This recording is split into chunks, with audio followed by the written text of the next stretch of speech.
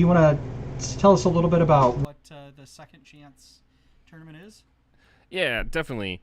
I apologize. I don't know if you guys could actually hear us now. Hit us up in chat and make sure all the audios sound good there.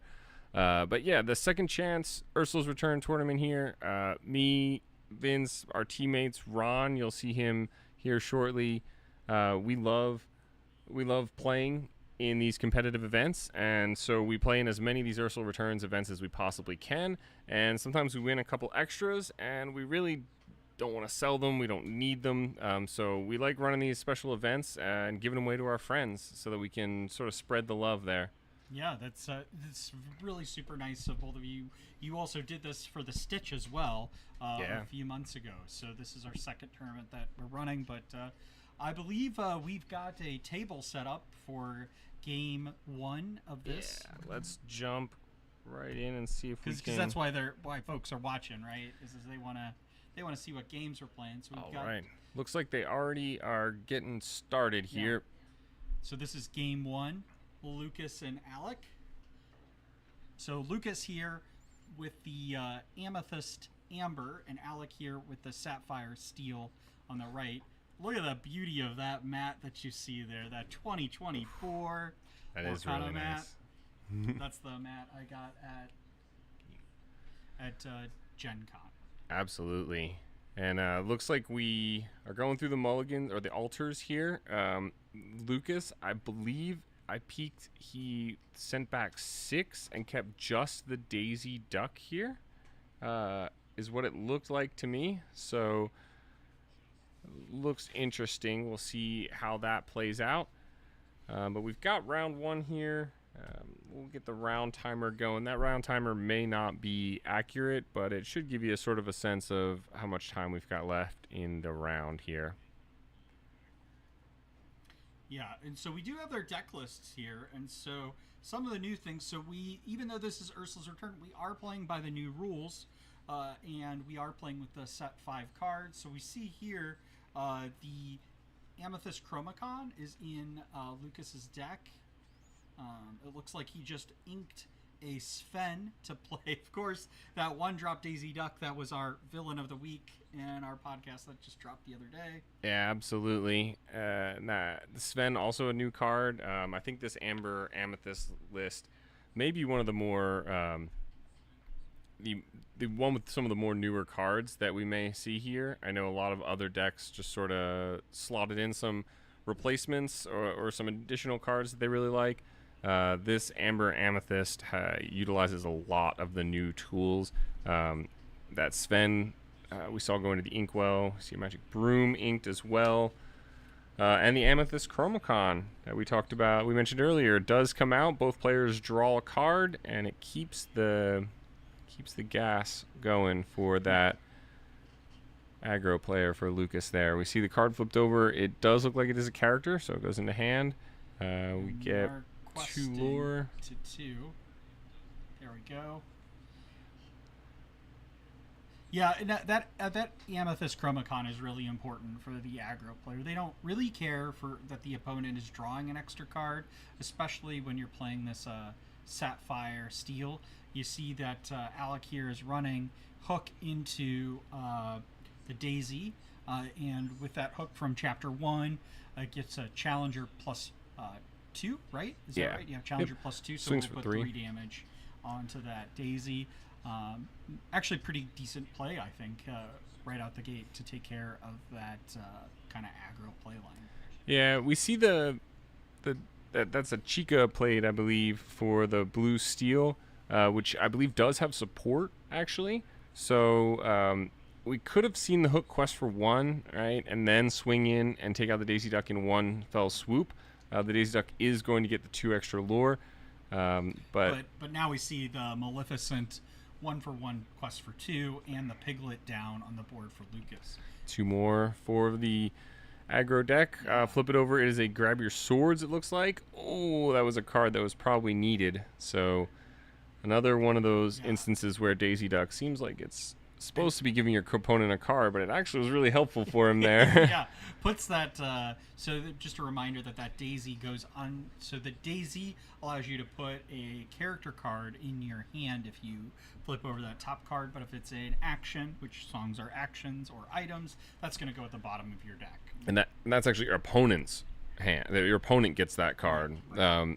To be clear, that it's supposed to be, I believe, the sort of downside to that card, and that's Ravensburger's balance method. But as you can see, it actually was very, very helpful for the aggro player there. And we got Alec with the Fishbone Quill, and he's gonna get ink, another extra card. I didn't quite see what went in the inkwell there, but the great thing about the Fishbone Quill is you get to use that right away. So you doesn't come in, exert it. You can, play it, and there you see he uses that ink to play the Popsicle, and allows him to draw another card. So very typical Sapphire play line. Yeah, we still, that's one of those cards that we see from that first chapter that we see still played to this day for great effect. And we actually saw the Fishbone came down and the second ink went in, so we did see a draw off Chica, which is really nice. And then the hook traded in to the Daisy Duck. See, it would have really been nice to not have to trade the Daisy Duck. Trade with the Daisy Duck with the Captain Hook. So you could have done it all in one shot, questing with Chica, sending them in to take it out in one fell swoop. But that would leave your Chica vulnerable to maybe being traded into with one of the opponent's characters.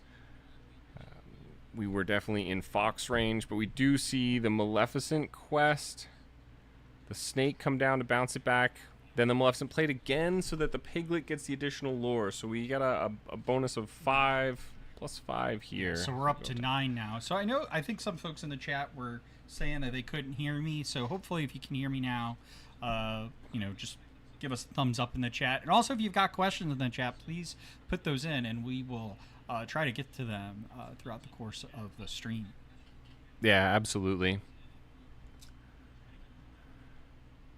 All right, so Blue Steel, Alec has got a lot of cards here, but he needs to be making moves towards clearing out his opponent's board. I do see a Tinkerbell in hand, some more Popsicles, a Hiram, so he looks like he has all of the tools he wants, but unfortunately is being forced into playing probably this Tinkerbell. I would imagine will come down, it'll take care of the Maleficent, and certainly threaten quite a bit of board control for the next turn here. Yeah, and he'll be able to do that because he's going to be able to ink for a turn and use that Fishbone Quill to put another card in his inkwell. And he'll get an additional card as well from the Chica when he does so. Oh, that's right. We see him miss the draw because he was ready for that Tinkerbell. That's unfortunate, but it does happen. And I do think Blue Steel, with the amount of cards in it, he uses the Chica to trade the Piglet. Interesting move. Okay. Yeah, I don't know how I feel about that particular strategy there. Especially with so many cards left in Lucas's hand there. When you get to a certain point here and the aggro deck starts to gas out, and they have very little cards in their hand, at that point, inefficient trade, just doing anything to just simply remove everything they have from the game. Things like that, trading your Chica for a Piglet definitely become more valuable plays, but I can't imagine that Piglet doesn't just get replaced with another Piglet or two Maleficents or something next turn, right? So it's and I mean, while it's easy for us to say missing that trigger off that Chica, that happens a lot in these games. I mean, if we remember Diablo being the big one in Ursula's Return, people just continually forgetting to get that draw off that card. Pretty sure I watched Zach Bivens at a DLC miss a draw off a Diablo, so very, very skilled player. It happens absolutely to the best of us, so no worries about that one. So we see the goat come down. Broom get inked. I think he's just passing turn here. Doesn't want to exert the snake. He knows that Tinkerbell will trade into it. He's also in a really tough spot here, Lucas.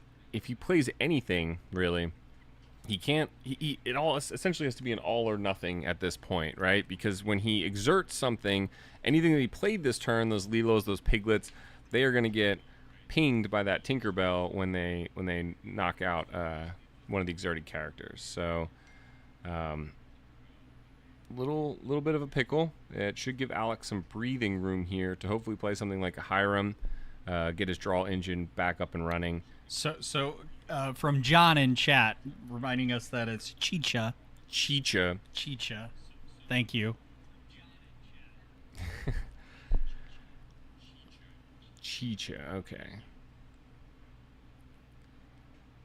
And that's Pacha's significant other, correct? That's right. Yeah, from Emperor's New Groove. Yeah. Really, really phenomenal movie. I actually, when that movie came out, I was a little older and kind of had gotten out of my Disney phase. And so I only kind of recently, in the past few months, went back and started catching up on some of the movies that I missed in that gap. And I'm astonished that I didn't watch that movie because it's so good. It is really, really good, for sure. And actually, speaking of that, I think we saw the Tipo. That's Pacha and Chica's son. Is it Chica or Chicha? I already forget now. Immediately. It is Chicha. Chicha. Okay. So we see another Tinkerbell come down. Finishes off the goat. Not sure how the goat took the damage. From the second Tink, and then I believe maybe a baboon. I was actually. We were debating Chicha versus Chica. I was also reading the chat too, so I did miss that. Right. But we see the goat removed, puts him up to 11. Quest for 2 from the Tinkerbell. It's a pretty safe quest for him. At this point, I think we're looking to see can Lucas get enough of the sort of goat bounce shenanigans. And quest with snake. Yeah, see if we can get enough. If we can get enough lore to stick on the board here. Comes down with a Sven. Ooh, readies up the snake. Okay. Oh, and we see knowledge and wisdom. Just get the free 2 lore there. Well, costs 2, but we get the 2 lore down. Wow. So he's threatening 16 here. He's still got, looks like 2 or 3 cards left in hand. Not sure if any of those are a goat. That would be ideal. Yeah, you're getting into goat bounce territory. That's whenever you're playing against Amethyst, you're really concerned about much in the later game. Even though as this game goes on, Alec is going to be much more favored. But you get to 16 lore, even with the amount of card draw and dime, and the item play you can do in Sapphire Steel, you still are going to be in a risk of just that goat bounce to get to 20. Absolutely, yeah. There's, it is interesting though because Alec playing Blue Steel should have all of the needed tools. If you think about it, a goat on board threatens 1 additional lore when it's removed, but a goat in hand threatens an additional lore the next turn. Something like a Whole New World, assuming Alec is playing that, will allow him to remove a goat from his hand if he knows that it's there. Yeah, and we see that new Cusco, another card from Emperor's New Groove. We see him come down, and he allows you to put an item or location. Is it also a character or just item? And I think it's just item or location into the your opponent's inkwell. Yeah, if it was a character, that would be insane. That would be a Hades that was 1 cheaper and inkable, and has that wild resist ability. I did hear of someone, I think it's pay 4, and it's not an exert, so you can do it as many times as you want. I did hear of someone using their probably 25 ink from Blue Steel. And so Lucas is questing with Snake going to 15. bounce the snake. Bounce the snake with the fox. Oh, my goodness, gosh. to go to 19. That's wild. That is brutal. That is a really brutal... And so we now need to see removal. I think we saw the let it go last turn. Yeah, on and the it's spin. hard to see what Lucas has in hand. I mean, if he has a goat, this is over. For sure. But we do see sequencing done here. We get the quest from going to Alec. 3. Oh, he's at 5. We missed a couple here. And then he... It really doesn't matter for the blue steel player. He's going to win in one turn. If he wins, Right, he wins yeah. in one turn anyway. That's right. That's I've right. got the plus 20 button here for the dime decks. So he absolutely needs removal for that fox, and then he also needs the luck of the Irish that there is no goat in his hand. Yeah, I mean... now you see Alec looking to all his outs. Digging. Yeah, so he's going to be digging through all these. I'm pretty sure I saw a Tomato in his hand earlier. Not sure if that was gone. We are going to sing Let It Go. Okay, we do see the answer.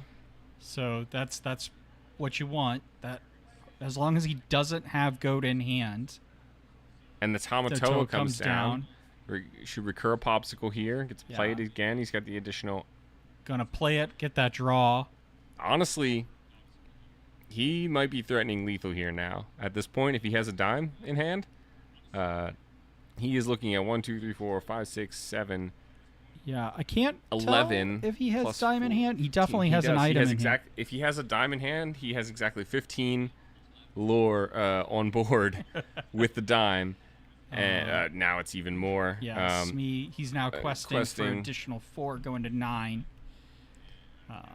So this is goat or bust territory here for Lucas at this point. This is definitely goat territory. Does he have the goat?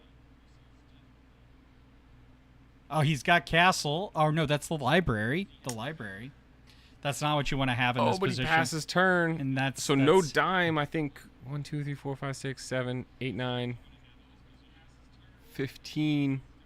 That's that is scoop, game. and that's gonna be a win for Alec coming back. Wow, what a game! That's Lorcana for you, folks.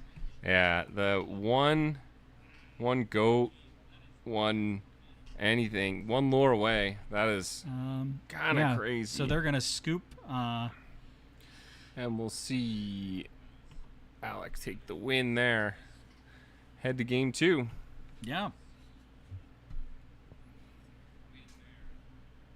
So I mean, I think this shows you, Andy, that as much as this aggro deck is showing some popularity, it is, I think, as you alluded to on our last pod, that it's kind of a flip of the coin. Now, I mean, we had some disagreement about the veracity of the Daisy in particular, but I still, I think I do agree with you on the fact that it's still kind of a coin flip on the aggro side of the thing.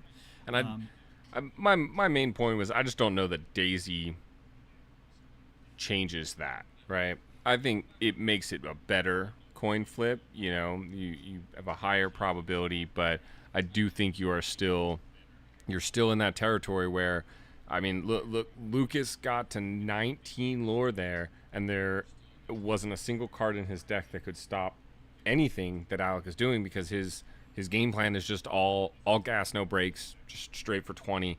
And at some point the tables turn, and it feels bad. Yeah, it does. But I have to, I give credit to Lucas here. He's got some great tech choices, I think, in there. As I said, I think the library is a good location definitely to choose from. If Alec didn't have it, that would have allowed him to win with that one lore. But also, if you have a character there and it gets banished, and a lot of characters are going to get banished in that aggro format, you're going to basically, all your cards are rabbits. So you're getting that extra card draw, which is what you want as a aggro player, because the more cards you have in hand, the more likely you're able to play them. I am a little curious about what Lucas had in hand that he wasn't able to play at the end there, given how much ink he had. Yeah, I mean, you say the library could have survived a turn and got him that lore. He had 2 Tinkerbells on board. That was really just a show of I don't have anything in my hand, but I am definitely curious what the 2 presumably worse cards to have in your hand than the library at that point were, because they were not great. So we see the Sven, Daisy, and exact same opening line again from Lucas. Ink the Sven, play the Daisy. We talk about this Daisy, and I tell you, I mean, I think this card is one we're going to see. I haven't seen exactly where it was on TCG Player, but when I last looked, it was almost $20 on TCG Player. So this is one of the more expensive cards in Shimmering Skies. Again, you see Alec with that play line, Fortisphere, Popsicle, very standard play line. They haven't reset the die on table, so he's not at 9. But you see on turn 2, Lucas go with the Daisy, and then a Lilo and another Daisy Duck. So now he's got 6 on board with 2, so he can go to 8 next turn. That's not what you want to see when you're in Alex's position. Yeah, this is I think Spessy calls it the Shin Miran line. The one cost 2 lore on turn 1, followed by 2 more 1 cost 2 lore. And I know I just said I don't think Daisy is as great as it's maybe being hyped up to be, but man, if that's not a nasty board here, especially because last game we saw Alex's answer to the Daisy was actually challenging it, right, with the Captain Hook, which he doesn't have, but with 2 of them on there, and potentially taking 2 turns to take them out, that's going to be a lot of lore gained for Lucas here. So you see the Tipo coming down.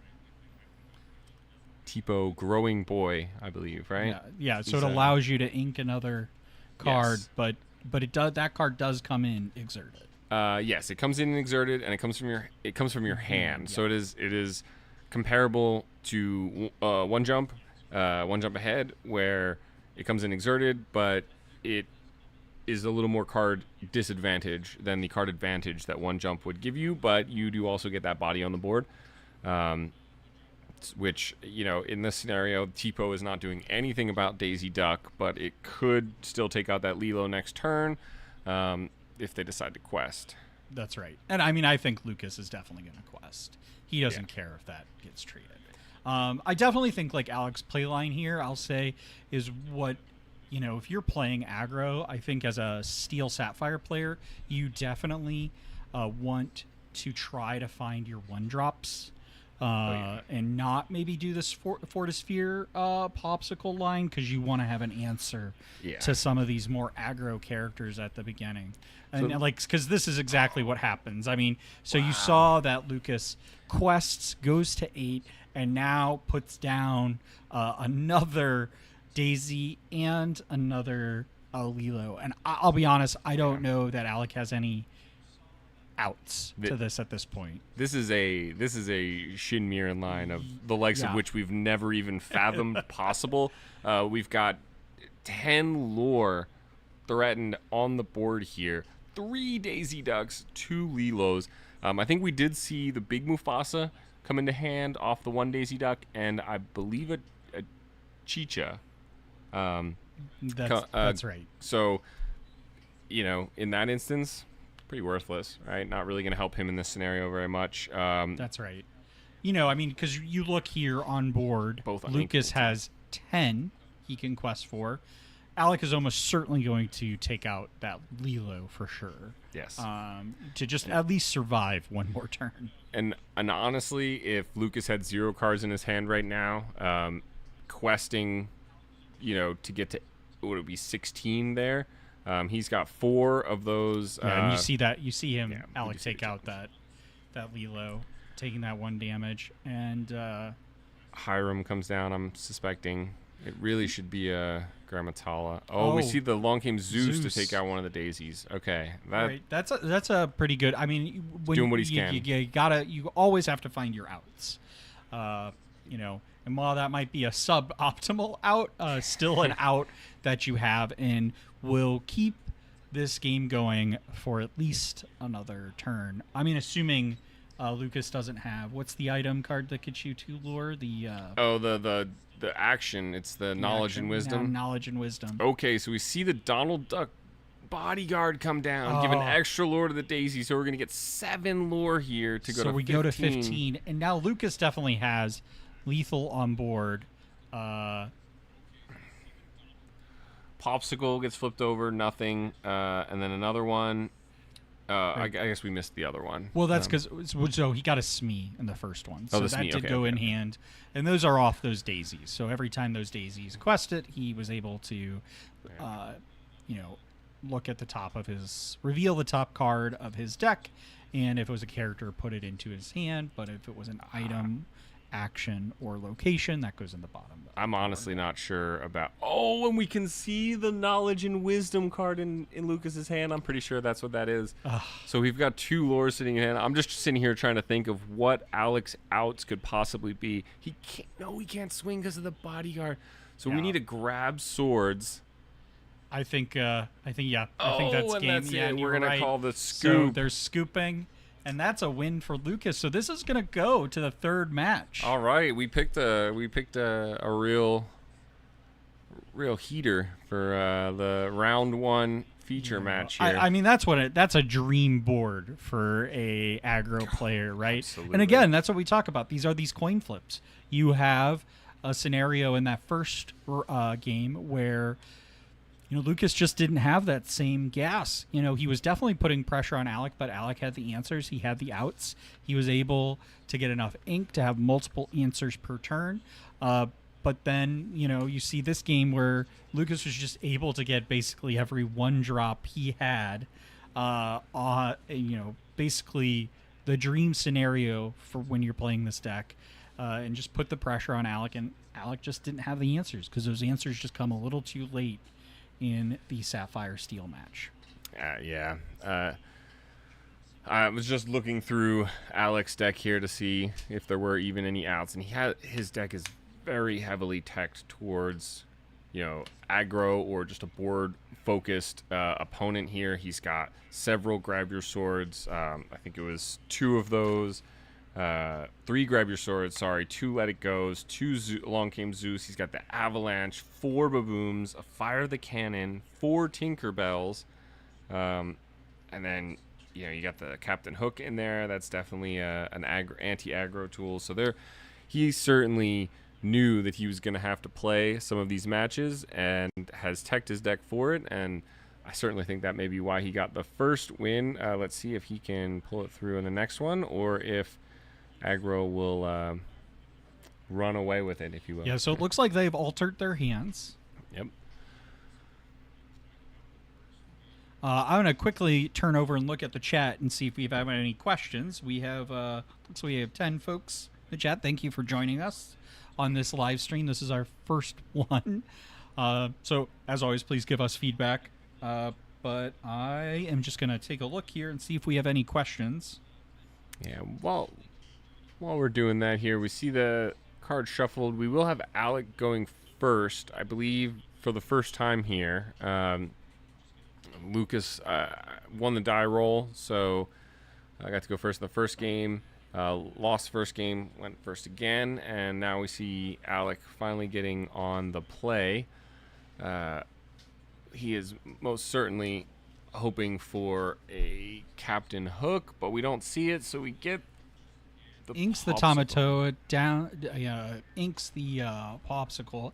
Again, I think that's a suboptimal play line for the Sapphire player in this game. Although, but if you don't have enough 1-drops. Big relief too for Alec. Oh, for Sigh sure. of relief with the Chernobog's followers coming down and not a Daisy Duck or a Lilo or Maleficent. But being on the play, you do have a bit more breathing room, right? So he could, even if that was a Daisy Duck or something like that, he can play a Smee down on 2 and still be essentially in the same kind of spot that he would be in. Not the greatest answer, but he would still have a character on the board. So that's right.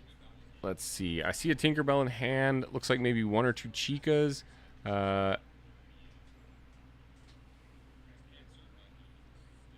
we ink a Tipo, play a Chicha. Sorry. Yeah, that's the Chicha. Our chat will Chicha. get very They will, I'm angry at sorry. us if we mispronounce this. Which is fair. We should say it right. So actually, I think that I can't tell from here, but it's. Oh yeah, we can reset these scores here. I can't tell. Is that the? Looks like the promo Chicha, perhaps. It does look like the It's promo got that Chicha. sort of a little- foiling to it. Yeah. But Chicha is one of the promo cards here, so it was really nice. So we see the Shredder Box follow request for 1, bounce with the snake.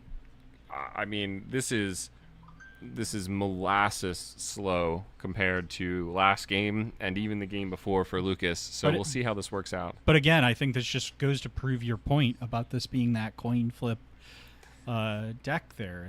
This is not how Lucas wants to start, and Alec certainly has to feel relieved that he's able to have presence on the board at this point, have an item down, 2 items down now, and an additional item that allows him to put another card in his inkwell. So he can go even in card advantage essentially every turn now. So he draws for turn, he inks for turn, he inks again for Fishbone, and he replaces that Fishbone ink card with his Chicha. So he can't turn it sideways or anything because of the snake. But yeah, I don't want to say that Lucas is not doing well here yet, because there is, the possibility Amber Amethyst can definitely be played with a more board control focused deck. We saw it win the Atlanta DLC with an Amber Amethyst deck that was very fast but also could control the board. So there is definitely a possibility that Lucas is just simply adjusting his game plan here, trying to maybe take a different approach, not make himself so vulnerable to some of these other tools, maybe bait out some of the more, hurtful tools to him and see if he can't. Yeah, and so the great thing about the Chicha is that during your turn, whenever you put a card into your inkwell, if it's the second card you put into your inkwell this turn, you may draw a card. So that's a great pairing with the Fishbone Quill. And that also kind of deters that you're not, you're always going to have a hand, basically. So you're almost putting a card in your inkwell for free. Yeah. Well, although I said that nothing is free in this game. Absolutely. And like I said, it is technically going even, right? So you do have to spend 2 cards into your inkwell in order to get the draw from Chicha, but you do also draw for turn. So you definitely need to have a little bit additional draw power in there, or you will eventually run out of cards. But being able to not take the negative hit that is something like Fishbone Quill and ripping these cards from your hand to ramp definitely is very, very valuable. Quests with the Wendy, bounces it back with a Madam and Fox, and then plays Lilo. And at this point, I think Alec is fine with that. That's a turn 1 play. He's got answers. He could play Baboom. He could, play another Tink. Certainly. At the same time, though, Lucas, I think, accomplished his plan. That Tinkerbell came down with a Wendy and a snake on board, and the Wendy got bounced, still got their quest, so nothing was banished from that Tinkerbell. It was definitely an inefficient, if you will, use of that sort of removal, right. Which I think it may be what Lucas is sort of going for here. If he can bait out some of that removal, then maybe his character's a little safer. Yeah, but we see that Tink come down. Absolutely. Takes care of that Lilo. We got a comment in chat here that Blue Steel really needs to play, from Chance, that Blue Steel really needs to play Hook and Smee to play with early game aggro right now. Yeah. And I think that's right. He does have both Smee and Hook in this deck. Question is would you maybe add here Detective Mickey into this play? Just have another answer, another character? It's a little slow. I mean, it attacks for 1 on turn 4, right? One of the answers here, I'm looking at the list, we do see 2 Captain Hooks and 4 Smees. So I'm not a blue steel player myself. I would be curious what the chat thinks. We got a goat coming down, so go to 5. Is 2 hooks enough, or should we see 4 hooks, right? Because we saw Alec take the win on the game that he had hook on turn 1, and game 2 he lost and did not have that hook. And like we've been saying, having a good early game presence, that turn 1 character on the board is very important. So I think a lot of that will really depend on how the meta shakes out. I think, 2 is probably the minimum, but in an aggro-heavy meta, I can see an argument for doing 12, having 12 1-drops, 4 of those being the hook, and then the other 4, or other 8, I should say, being Popsicle and Fortisphere. Yes, absolutely. I agree with you. I think the Detective Mickey is probably a little slow, and you've got other answers to be able to, add extra ink. You could put 1 jump into this deck. You've got Tipo. You've got Chicha. There we've got the hook coming down. Again, I think probably not ideal, but I do think this is a board that it favors Alec over Lucas. So we quest for 4 to go to 6. The one thing I just also realized is a whole new world. So something like Mickey Mouse helps you ramp to 5, which in Blue Steel, you play Mickey Mouse on 3, gets you to 4. Turn 4, you can play a 5-cost character, which then allows you to sing that whole new world the following turn. Whereas this sort of deck, he is ramping towards Hiram and other 4-cost, in this case maybe Along Came Zeus or something. So he wants to ramp on 2 with that Tipo or that 1 jump ahead. That's right, yeah. So Amethyst Chromacon comes down for Lucas, gives him a little bit more card draw. Which is great. I mean, Lucas is looking for answers here. He wants to apply pressure. So he is going to take that out. Goes to 6 with the... trades with one of the Tinkerbells. I think this is... I think Lucas is sweating a little bit here. You definitely don't want to be trading into your opponent's characters at all. I mean, especially as an aggro player, you want your opponent to be the one answering. I mean, we talked about this in that game that I played against Ron. Is that when you're ahead and you're the aggressive player, be the aggressive player. Don't switch it up to try to then be the challenger. I mean, at some point you might have to in order to find your outs. But until that point, just keep applying that pressure. Because I actually think Alex is probably relieved that he did that versus just questing it out and making you have the answers. But now we got 2 Cogsworth. Oh, that's such a rough... Now, this is a real rough board for Lucas. Yeah, it is. And I think part of the problem with that, Vince, is that if Lucas is too far behind at this point, for him to just gain 2 lore and go to, at that point we've gone to 7, that doesn't really do anything for him, and allows Alec to trade favorably and remove his threats without losing anything. And so Lucas is getting very quickly backed into a corner where he needs to gain. And I actually think Alec might have win on board here, right? 2, 4, 6, 7, 8, 9. Yep, looks like win is on board. The Chicha's a 2-1, so I believe you can trade with the Chicha, but he's gonna and Lucas just shakes hands. Man. And there's nothing he can do, and Alec takes this first round win. And just before we go to set up for round 2, I do want to say that the mayor is indeed, we've got a lot of folks asking about the mayor. He is playing in this tournament. Absolutely. And you will see him at some point at the featured table, so don't you worry. The mayor will be making an appearance for his constituents. We'll give you in between round mayoral updates to let you know how he is doing. But we are going to send you to the to our Be Right Back page, and we'll join you here in a couple minutes when we get the next game set up. Yeah. See you soon.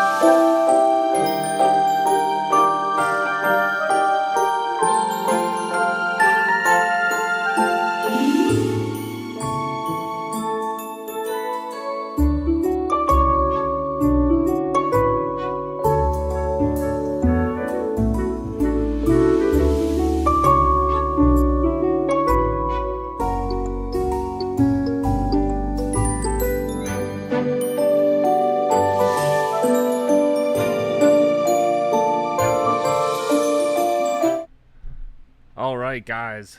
I'm back, and I'm here with another caster, Ron. How's it going, everyone? He's one of our team members here, one of the people who donated some of the prizing for this event. One of our top players on the team, for sure. So we are ready to jump right back in here. We've got, well, we're going to set this up as we go, but we've got 2 new players here. On player 1 spot, we've got Nick. Let's go ahead and add him in there. And player 2, we've got Ryan playing here. Grab some deck lists here. I'm told Nick has an extra spicy deck list. Yes, I'm very interested to watch his gameplay. So reset this timer here. The round timer eventually. For now, we're on round 2. Looks like we've got at least blue something versus red purple here. So Nick is actually playing the Sapphire Emerald deck that we saw recently in that top over. Ooh, Baja Blast, huh? Yes. Let's do that then. We've got the Emerald blue deck. Wow. All right, so Popsicle turn 1. We see the 1 jump come out on turn 2. We've got Chernobogs into Flynn. So that's, and it is going to trigger. So we see, sorry, we're just catching up here. We got the lure from turn 1 on Chernobogs, and then we got 3 from the Flynn after we played that. We quest again with the Chernobogs. We're already at 5. Ruby Amethyst, doing Ruby Amethyst things. Taking the fast aggro early opening. Absolutely. So we got him thinking about what he wants to do for turn 3 here. Ink Decision. See a Rafiki and a Fox in hand. We are going to quest with the Flynn. Because he doesn't fear any threats. No rush threats from green, blue, right? Right. I believe there is. I can't, off the top of my head, I believe there is any. Yeah. So we see the Fox bounce the Chernobogs to basically all but secure that he is going to be the biggest boy on the table. Yeah, let's clear these game wins too. This is game 1. We see the Muses come down for Nick, which will definitely do some work to help out against things like that Flynn. But we are seeing the Flynn get 3 more lore for Ryan to send him all the way to 9. Is that better, John? Yeah, you may need to lean into it a little bit here. We get the. Gotta be a little bit. Throw it on the castle. Oh, we see turn 4. Wow. That's gonna be tough plays right there. We are gonna see the Fox quest to bring him to 10. Wow, what a board here. So 4 for the Hiram to come. Nick is still just trying to develop his board and his hand. We see the Muses sing "You're Welcome" on the castle. Oh, that goes into the deck, and they draw 2s. Shuffle and draw 2. So it's basically Yzma without the body.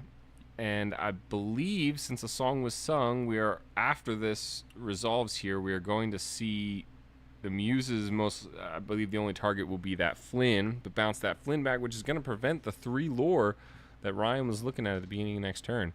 Which is very good for him. Very, very nice. Here I am thinking that Nick was just,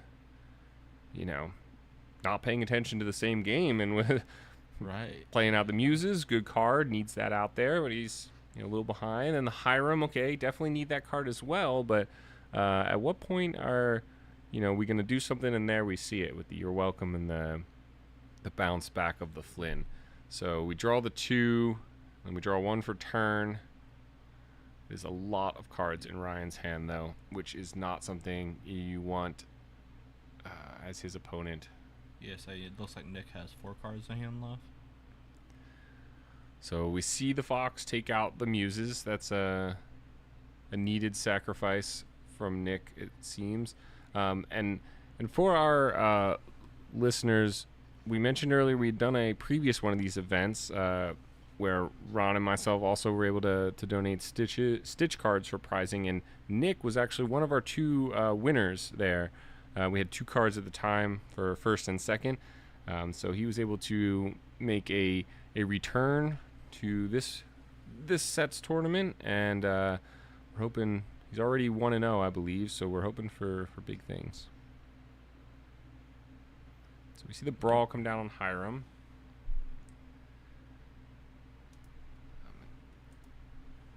Actually,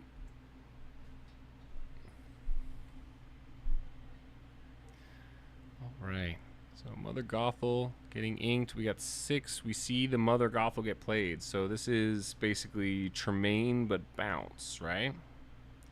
So I believe it does the same thing no matter what. It stops the Flynn from getting that 3 lore.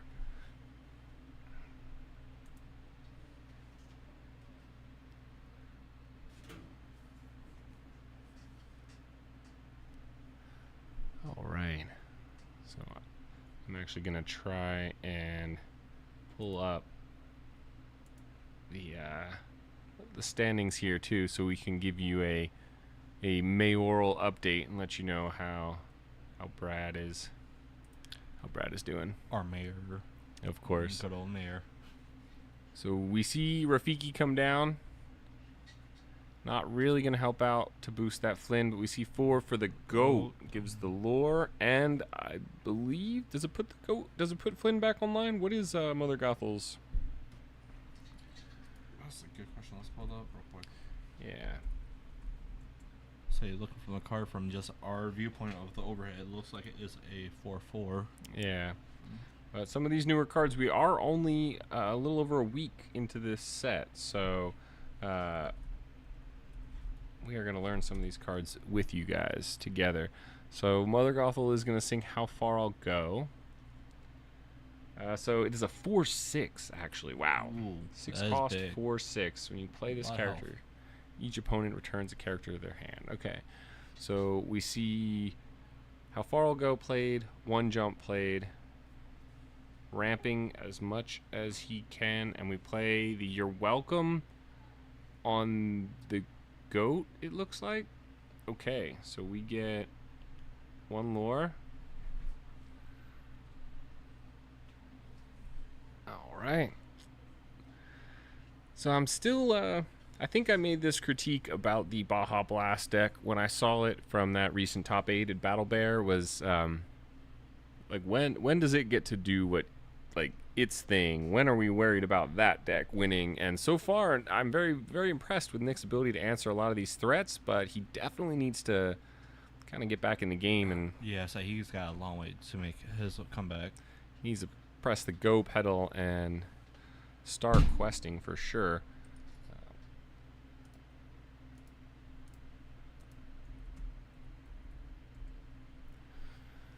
All right.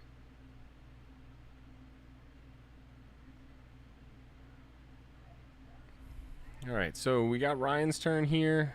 Quite a few cards in hand. We see the snake. I think he's got the fox still, because that's what he took back with the Mother Gothel. He was hoping to bounce that goat, I'm sure. Is it a bee prep in hand? Can't entirely tell. So I saw a little Sisu for sure. Little Sisu, that may have been what it was. I saw a red uninkable. Oh, yeah. He has Medusa in hand. Medusa, okay. Little Sisu, yeah. So we're going to see the Flynn quest bounce, and it looks like he's most likely going to take out that Mother Gothel with the Fox.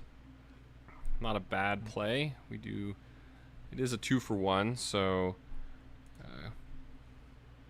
definitely a positive trade for Nick. He's not too upset about that.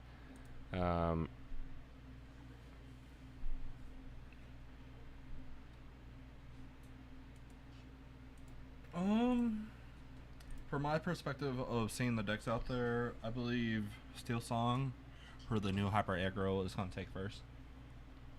In this event, you're saying? Yes. That was the question? Okay. So yeah, we just got asked what deck has the best chance of taking first place. Yeah, I'm not too sure. We did see a riveting hyper aggro game, the first matchup here. I don't have the deck lists in front of me. Our deck list PA has disappeared. Yes, MIA currently. But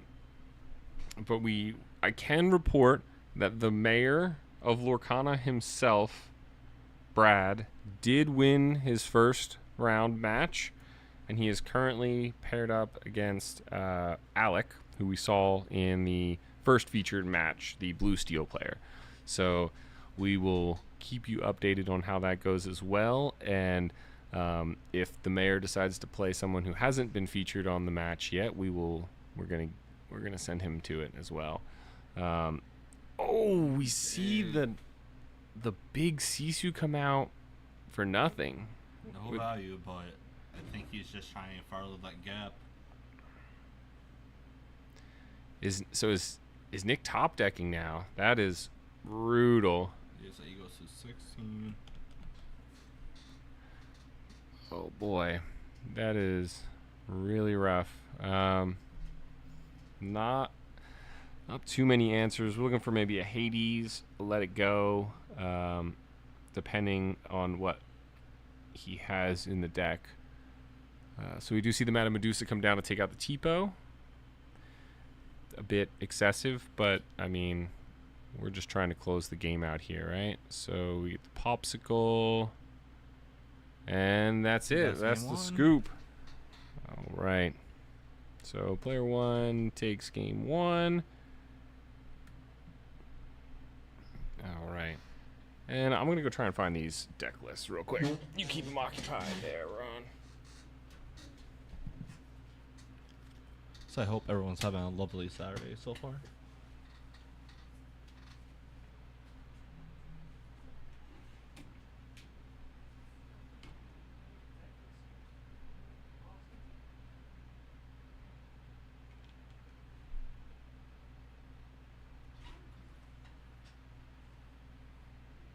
Hi, John.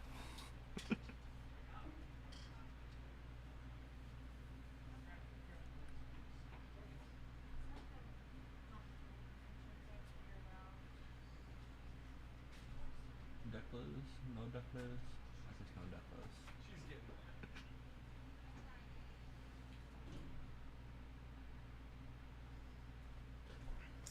Yes, there's usually the normal two, but I believe the list at one, actually not one, the top 8 recently was running 3 dimes in there, but I have not got to check Nick's. I'm pretty sure he has Lucky Dime in there. It'd be kind of crazy if he didn't for a Sapphire player. Yeah, that would be his win condition, I would think. Look, the round timer decided to reset itself now, so it's not accurate, but we still got plenty of time in the round.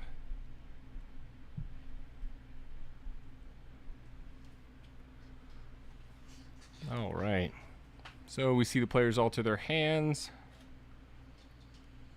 I never know. So I personally put the cards down that I'm getting rid of out of my hand. Then I set the ones I'm keeping off to the side, grab the cards or whatever. Some people do it the opposite, and so I can never entirely tell whether they're putting down cards they want to keep or whether the cards they don't want to keep. Okay, he is running Lucky Dime. All right. So we do see 3 Lucky Dimes. Wow. We need to reset the. Oh yeah. So press and hold. All right. So we reset here. 3 lucky dimes. So there is an extra. That's what someone in the chat was saying there, was that they saw that deck play an extra lucky dime. Yeah, said that might be the same exact list. Yeah. We see Tipo. 4 bells, yep. Yeah, the bell. It's a really interesting list. Clarabelle. The big Clarabelle can definitely be really really nasty against a deck like Ruby Amethyst, where they could be drawing just an obscene amount of cards. And then this Ruby Amethyst list looks pretty stock standard. We do see the Rafiki's dropped in, as well as Cogsworth, the new 1-drop that will give a character rush. Flynn, Mim, and the little Sisu as well. The little uninkable Sisu, I believe, right? Yeah, so we did see that in his hand. Yeah, and that'll come down to answer. It answers a Daisy Duck, fairly nice. Yes, it does. Rabbit, Goat, Castle, Maui, Medusa, B-Prep. Yeah, this is... Oh, and we do see the Madam Mim Elephant, just a couple copies of those. So, definitely an interesting couple of additions to Ruby Amethyst. See how this sorts out. I know there's been a ton of talk about, Red Blue and how it got changed. Steel Song making a comeback. Ruby Amethyst has really kind of not been talked about. I think we heard on the podcast last week that Vince took apart his Ruby Amethyst deck. Which is insane. It's just crazy. Yeah, we almost did a welfare check on him after hearing that, because that's wild for Vince to say. Yeah, but yeah, this one so far up 1 game. So we see a much better board developed here for Nick early in the game. We see the Clarabelle come down on turn 1, the Tipo on turn 2. We got the Muses with that ramp on turn 4 or turn 3. He had 4 ink there. We are gonna see Cogsworth and Flynn. I believe Flynn and the Muses are both 2, so we see no trigger from the Flynn. If I'm correct, John, the Clarabelle is actually the draw one, not the 1-drop where it destroys the item. So it goes 3 of the little 3-drop, and then you play the big shift one. Oh, that is a 3-drop Clarabelle? I thought that was the 1-drop in there. So he put, I think, the cost. So that's a 7-drop Clarabelle. That's the 3 cost. Okay, he does have. He has the 1-drop. Okay, so he has all 3 Clarabelles, apparently. Yes, he has all 3. Oh, and we see the shift. The craziness. And is it at the end of your opponent's turn or your turn that you draw up to the number of cards that they have, right? At the end of your turn, if your opponent has more cards, you draw. So we are looking at, wow, is that 5 in Ryan's hand? Nick is down to 2, so he's presumably going to draw 3 cards off this. Oh, and he was able to ink. Oh, that was the how far I'll go. He uses the Clarabelle to take out the snake. And now he's going to get the nice little draw to catch his hand back up.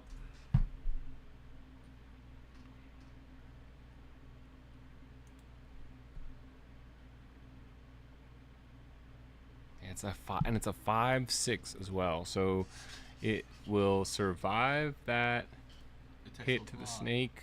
Yeah, and it's gonna see if we did have the fox, we wouldn't be able to take it out. So I see Flynn, Rafiki, B-Prep. Yeah, he does have the B-Prep. So we see the rabbit come down.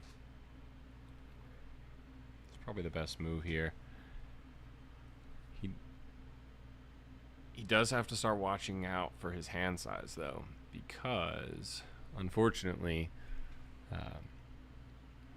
he's just going to constantly keep his hand replenished. He doesn't. Yeah, he does not really want to do that. So, not sure how that Cogsworth was able to quest. I guess he was there from last round. Okay, so he was there from last round, and it was the snake that got taken out. Right. So we see card get inked. It's like 7 cost here. So a big boy. We're gonna sing Mother Knows Best on. Go ahead and bounce everything. Oh, both. Right. Because one gets bounced, the song bounces the other. Although bouncing your opponent's rabbit, man. Yeah, that's what I was Although saying. he's giving him cards that he gets more at the end of the Mhm. turn is really what he's looking to do here. That's not a bad play, So I will say say. you just draw the goat there. How far I'll go.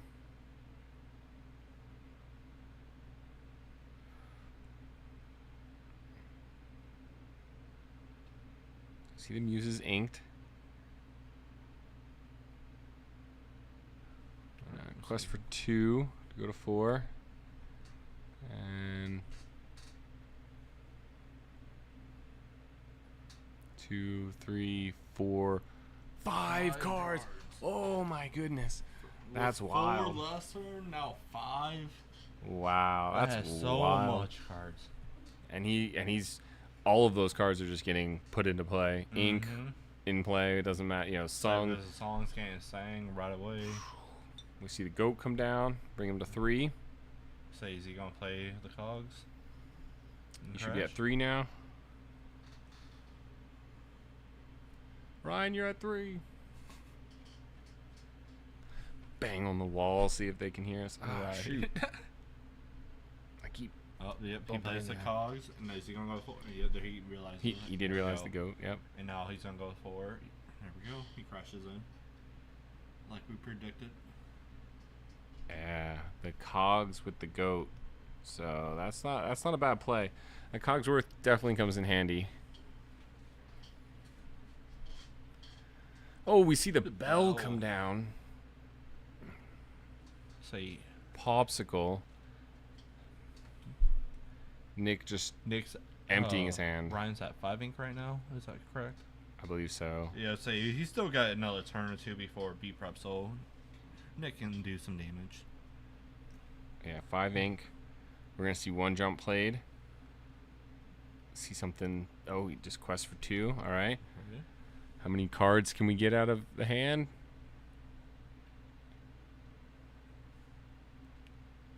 Oh, they're even. Okay, all right. The 5 cards that Nick drew last turn was just absolutely insane. So you got 9 What a cards swing. off that Clarabelle. Yeah, that is pretty. Oh, the Clarabelle's gone, so I don't Yeah. know why we were counting cards probably just to know how many were in their hand. There was no draw to happen there.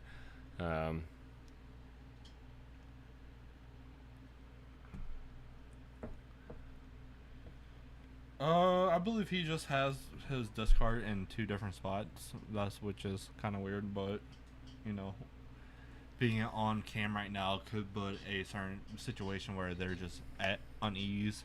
Yeah, so certainly. Mistakes can happen. We just had Vince walk by. We should have flagged him down. Had him look into that, but So we see the castle come down here. we did quest for 1 with the Cogsworth.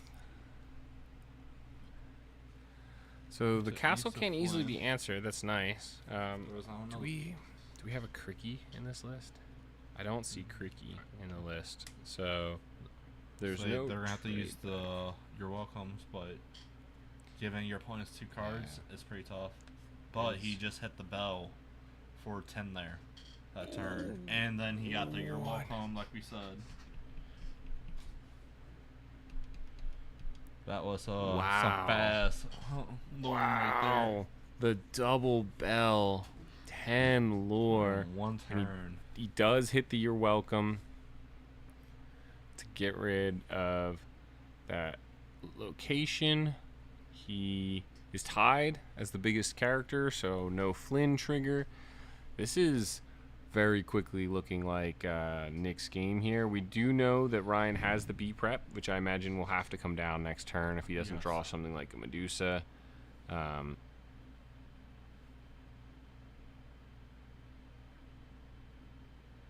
Oh, and the Muses sends that back. Okay.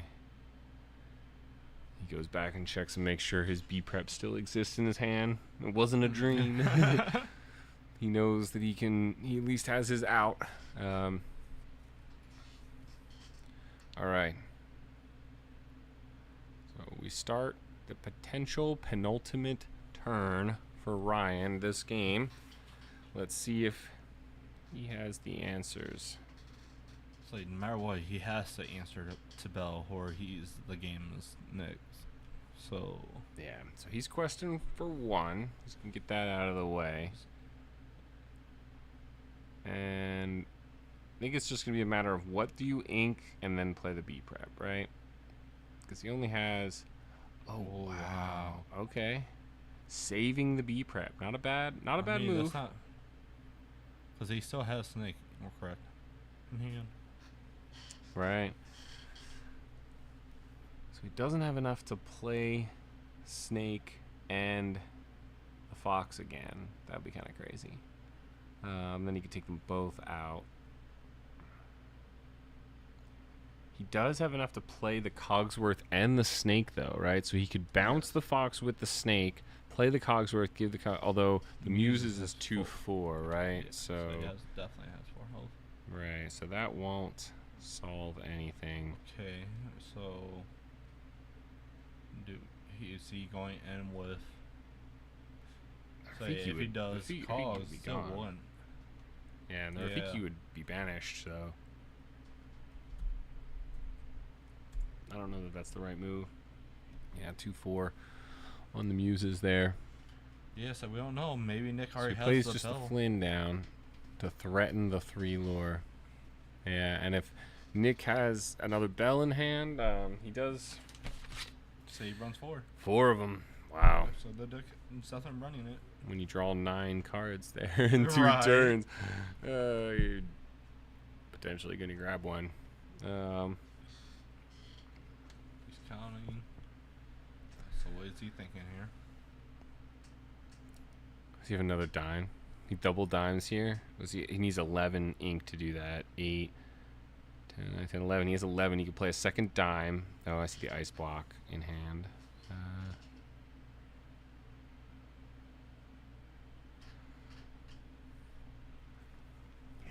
I don't know that he's threatened by anything really here.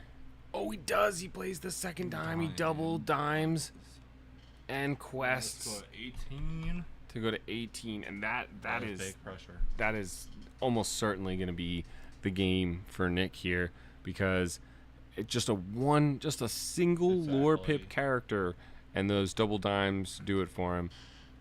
So we're going to see the B prep come through. We're going to quest with all 3, it looks like. Yeah. Oh no, that's just the 3 from Flynn. Sorry. You're right. So he does get the Flynn trigger. He can quest for 3 more, but man, that is not looking good. Does he have? And I believe we did get item removal to some extent in red purple now, right? I think there is a card that can do something. I don't think for like it's. Maybe it's location removal. I'll say they did get something new, but it was, I believe, at 3 costs or less. Oh, right. Okay. 3 or 2 costs, but it was very low value. So it won't work on a dime, unfortunately. Yeah, unfortunately, still has the best answers to items. Yeah, that is really, really rough.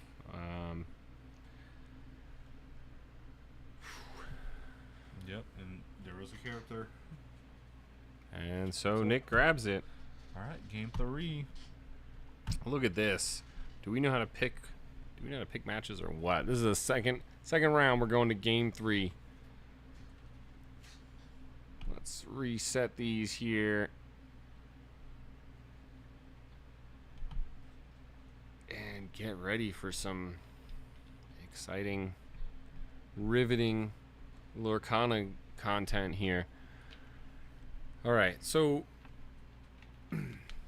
I was not paying attention to who went first. I think Ryan went first in the first one. So Ryan is going to be going first here in the 3rd game.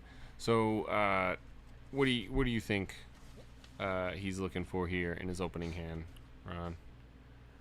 Think he still tries to go the Flynn package like he has been, or I think that's the best response for him, is to try to play the early aggro. Do Flynn, and then is he running big Sisu? I can't tell there. He's running big Sisu, but not like the three inkable one. He is not. It doesn't look like. So it is the Mim, that is, the Mim Snake, the Mim Fox that are likely looking to trigger, or the Maui. Although we see him throw the Maui down. I don't know if that means keep or he. That is interesting. I might keep the Flynn and the Maui, but I don't know that I would keep Rafiki here. Friends and a rabbit are something I would also keep here.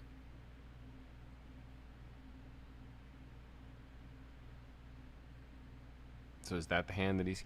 See, I never know whether people are... So it was. So the ones he was putting down were the ones he's keeping, and he threw those others back. So it looks like I think we should have a Maui, a Flynn. So knowing that your opponent's playing Hiram, I would probably kept a Brawl as well. Yeah, I think he insta-kept that, right? That was... He made 3 piles. There was I missed... There was 1 pile that was closer to him that had the Brawl, and I think that was like guaranteed, and then... I must have missed that when I was double-checking the deck list. Yeah, we haven't seen it played yet. Maybe in the first game there, he quickly dispatched one of those Hirams, but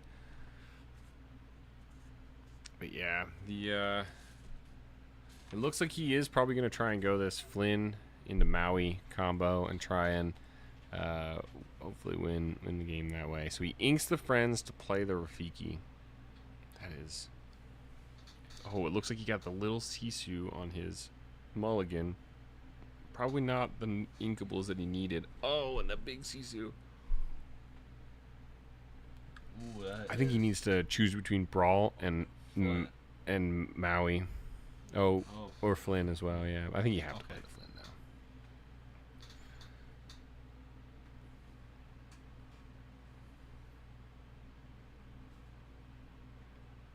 Alright. The foil bell. Yeah, very nice. We see the T-bow come down.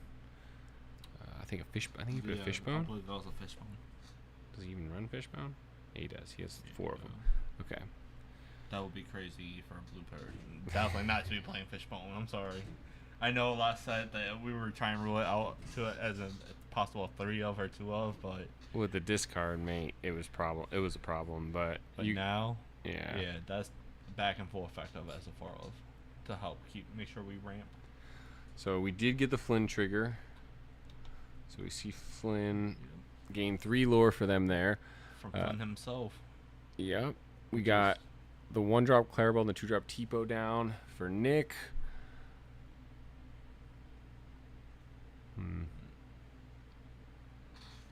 Wrong question there.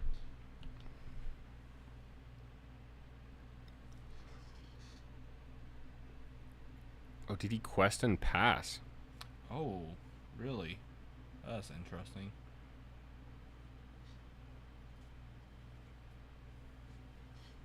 So he played Muses, played T-bow. Or no, he played Muses, sang 1-jump with T-bow, So bounced the Flynn. Will you bounce the Rafiki instead so he can swing? Because you have Muse, who is a 2/4.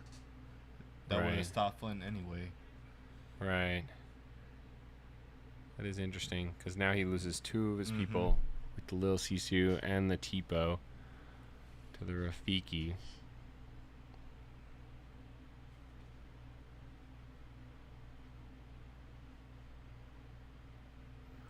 Fishbone come out, ink go down. It goes in unexerted, Nick, so you can use that if you like, but he doesn't. That's just his turn. He's comfortable. I mean, 4 lore is not a lot, so he's not too worried. With, knowing that Brian's only gonna go to 4 ink, he can't possibly shift onto big Sisu. Yep. Honestly, if he did, it's not terrible, right? The we're just losing the Muses. I don't see any. There's like no hard removal though in Nick's deck here, so no Let It Go, no Hades. Yeah, that Sisu The big Sisu would basically stay Yes, it until is. it was challenged.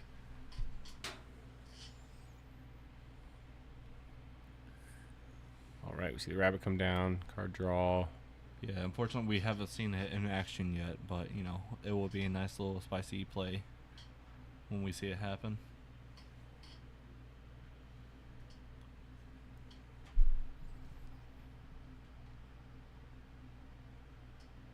Not too many cards in Nick's hand. He is gonna. Pull away.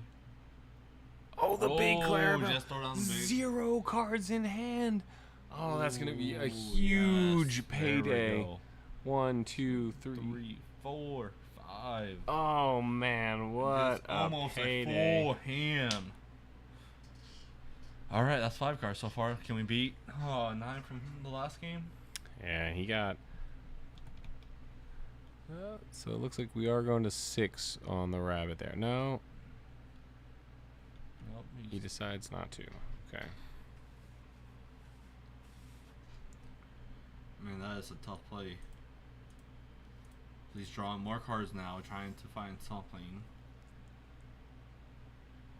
But at this current early state, like, what is your answer to Clarabelle? I don't think you really have one. Right. He doesn't really. He's looking at. I mean, she's out of Medusa range. She's out of big Sisu range. I mean, Maui. You know, you can if it exerts, you could send a Maui into it, right? It's a 4/6, I think. Yes. So, you know, we can. That's probably his best option, or B prep or something. Bounce, trade.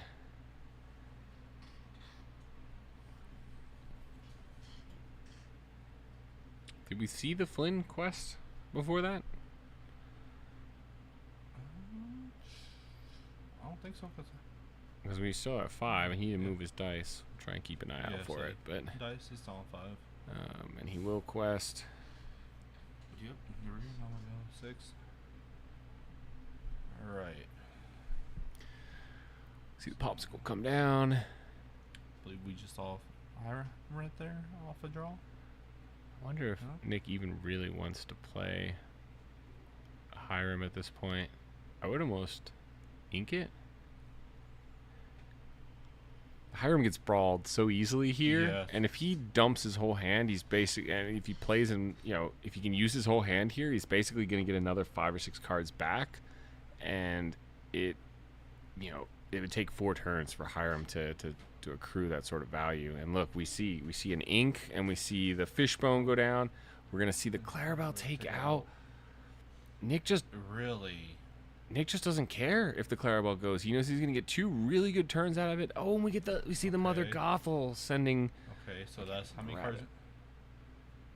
And now he's passing turn. So how many cards? 7, I think. 1, 2, 3, 4, 5. Yep. Wow. 10 cards. So collectively, he is drawing 19 cards from 2 games. That is crazy. That's a third of the way through his deck. That is a lot of card draw. Yes, it is. Now the question is, what goodies did he draw from that? Because he has quite a bit of ink there to play with. Yeah, Ryan does have 1,000 cards in his hand though at this point too. I think I see And 2 only B at 5 preps. inks.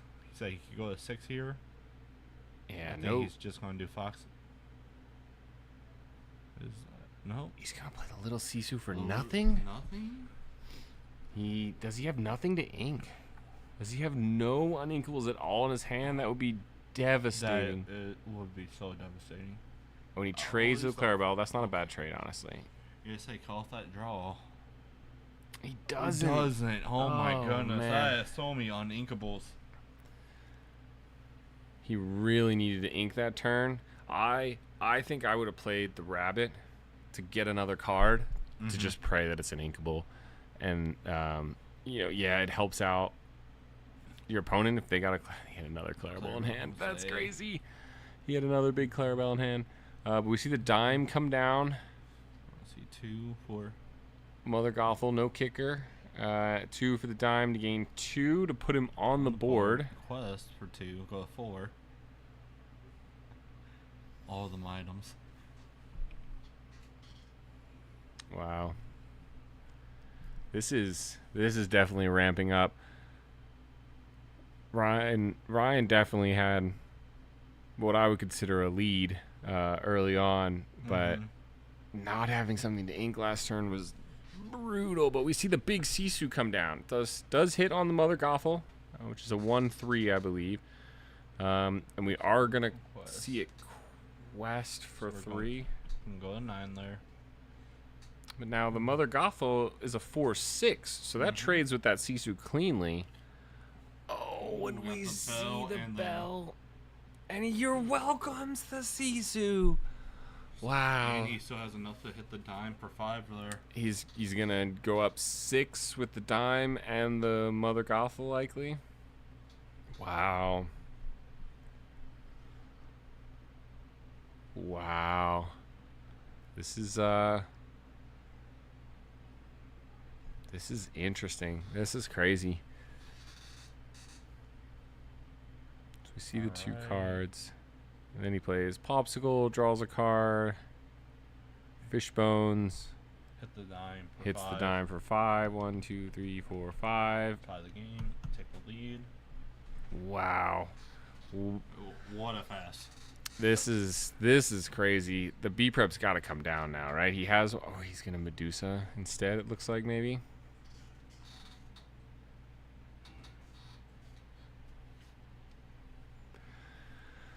So yeah, we do. We see the Medusa come down to take out the bell. That definitely slows it down quite a bit, but.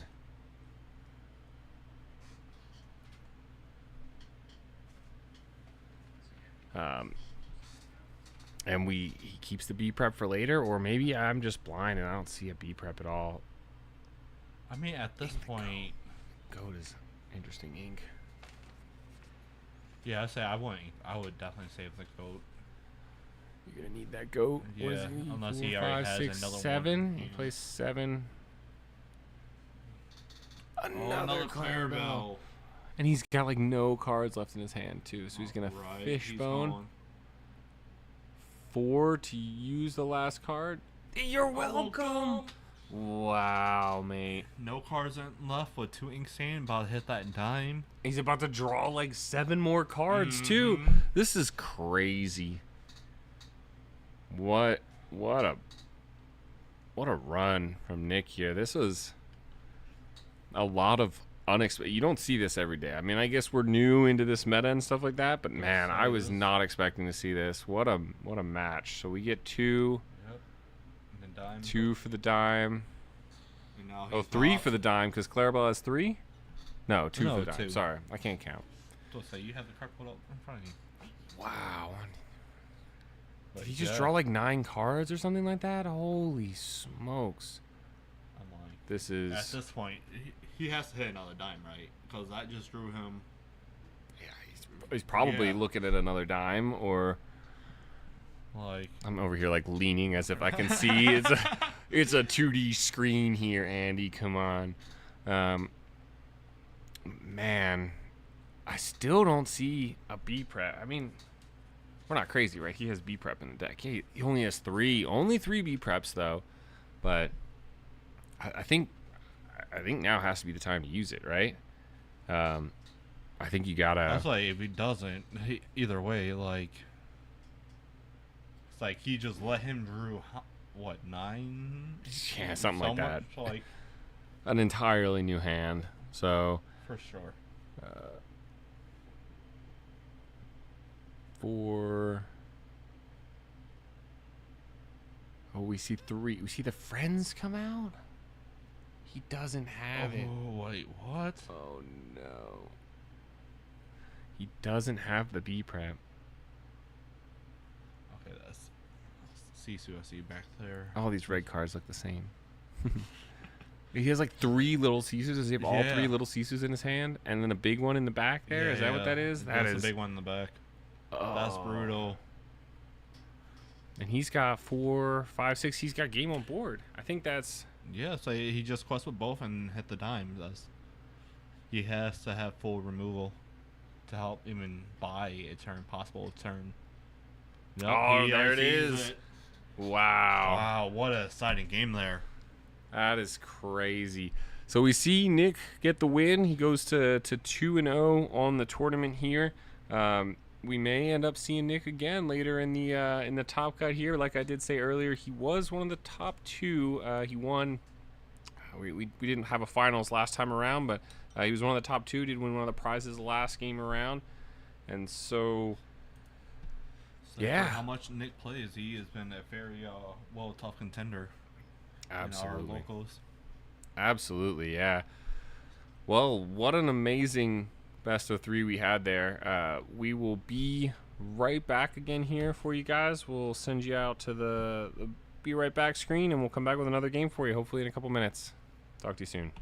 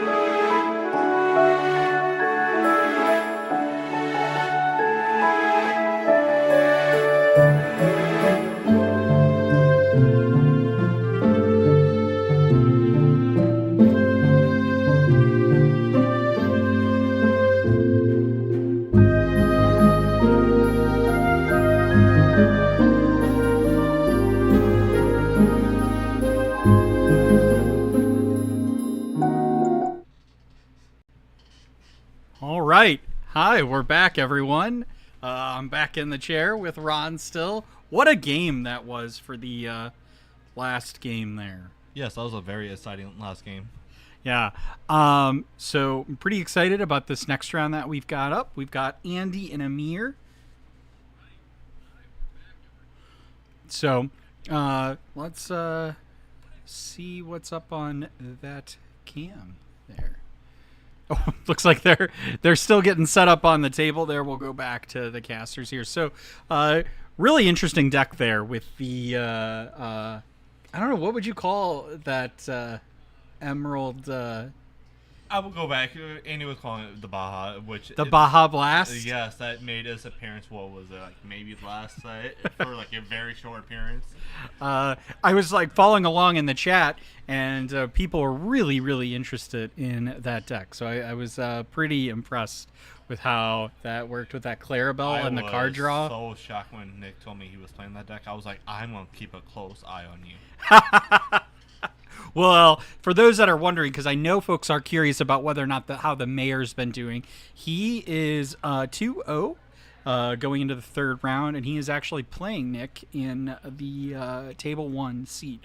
So I'm sure we'll see both of them later on in this tournament. Yes, let's get the mayor on. People are begging. People are asking in chat. They're like, "Where is the mayor?" They want the Lorcana mayor.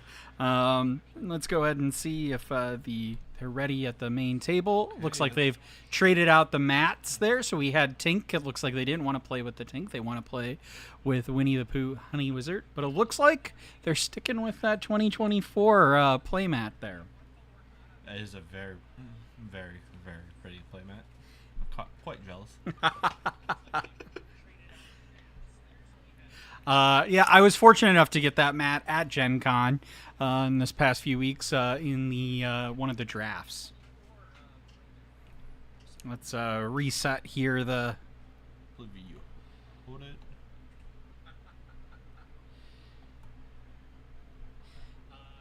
Yeah.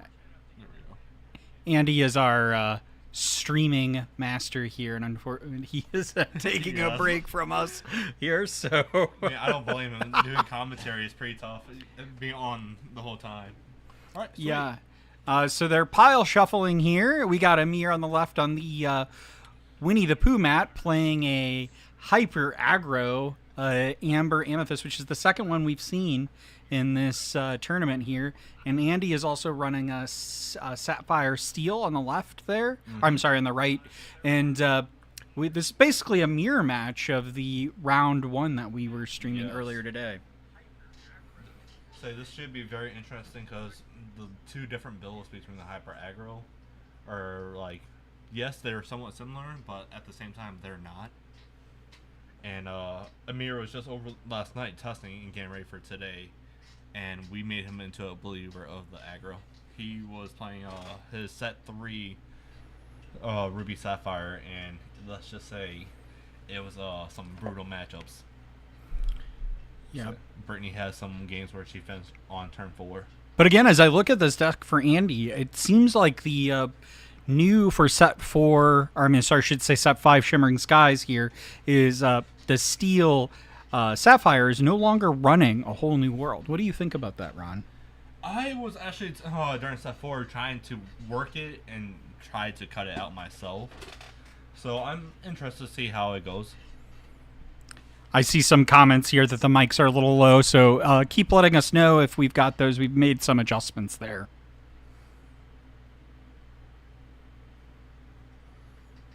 I'm also on a different mic than I usually am, so if you like this, let me know, and maybe I will upgrade my microphone equipment for the regular podcast. All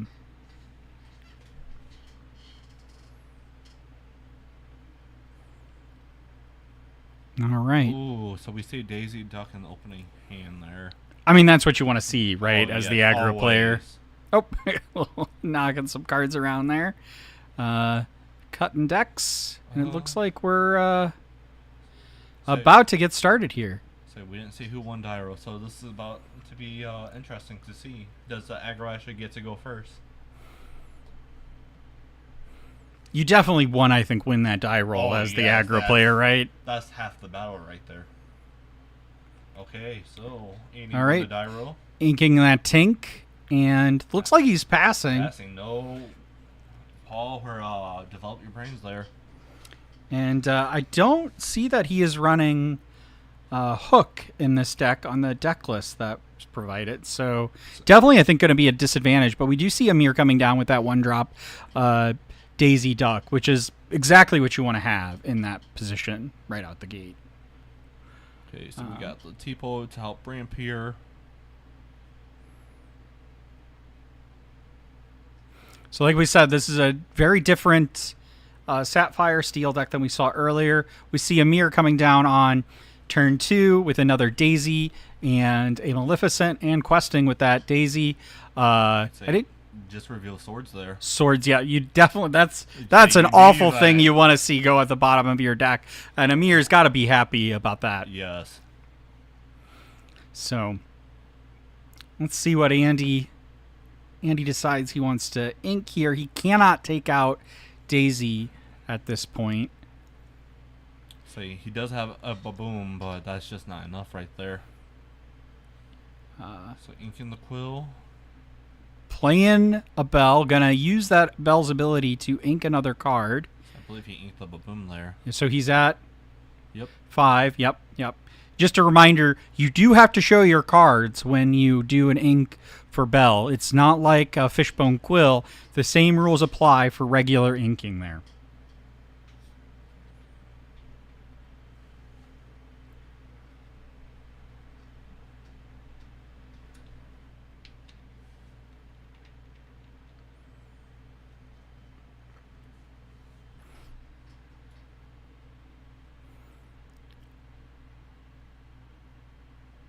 So now Amir we got the ink in the fox there. So we're now Amir's gonna throw down. Ooh, the Donald Duck. So Bodyguard gives an extra lore quest for Daisy. Yeah, turn. so go into 7. Questing 4/7 that turn. Oh, questing 4/7. Yeah, wow, thank you. So we're going to 9 on the board here. I think at this point, Andy probably wants. I mean, that's pretty tough because he does have a 2/3 Bodyguard. I mean, Tink would take out the Maleficent. He'd be able to then trade out. Well, he wouldn't need to trade out, but he'd be able to take out one of the. Well, yeah, he'd need to take out the Donald. You're right, because of the Bodyguard. Again, just for those in chat, we did change some of the mic volumes here, so please let us know if that has helped. So there you go. You see Andy using the Tink to put 1 damage on all characters. That's going to take care of that Maleficent. He was about to put the dice on the Maleficent. Yeah, unfortunately, the Maleficent dies is banished, I should say, to that Tinkerbell. And you see Andy trading then into, well, not trading, but he is going to challenge with the bell into the Donald to banish the Donald. Now this opens up. Could possibly do. Yep, he's going to do 1 more damage to help. So next turn, either way, both Daisy Duck should be being banished. Right, because of Tinkerbell's ability to, when banishing another character, being able to put damage on another character. One of those staples that's been in the game since the first chapter. You see Amir playing the Amethyst Chromacon, which allows all players, when exerted, to draw a card. So not only gives you a card, but it gives your opponent a card. I don't think in the aggro, we talked about this in round 1, that's really a problem to give cards to your opponent because you want to go fast. Agreed. Usually off of like Chromacon, you're trying to get like that go in the late game just to finish that final 2 lore, couple lures that you're going to be short by. Yeah, that's right. And now it's back to Andy. Right, so Amir has chosen not to quest, primarily because he sees that same threat that you pointed out with Tink. Plays a Fortisphere to be able to draw a card. So do you think Amir's kind of perspective here is to try to build up board presence and then quest, or? He could, but he's going to be running at risk of Andy possibly top decking a Grab Your Sword. Right. Or also possibly getting another Tinkerbell down to just deal 1 damage in general to get rid of the Pinocchio. So uses Bell to sing How Far I'll Go. 1 card will go into his hand. 1 card will go into the Inkwell Exerted. Great ramp card. Definitely a staple of the Sapphire decks and has been since... Yep, there's that Grab Your Sword that we just spoke about. Right. And now Amir is probably really wishing he had quested. Yes. You know, Annie and I talked about this earlier, is that when you're the aggro player, you always want to stick being aggressive. Let your opponent answer your board. Don't try to play safe to do that. Don't try to challenge into your opponent. You want your opponent to take that risk to stop you as the aggro player. Because now at this point, like, I think, you know, Andy certainly saved himself in this game to be able to set himself up for win. So we've got Amir with the goat, goes to 10, triggers at Amethyst Chromacon, draws another card.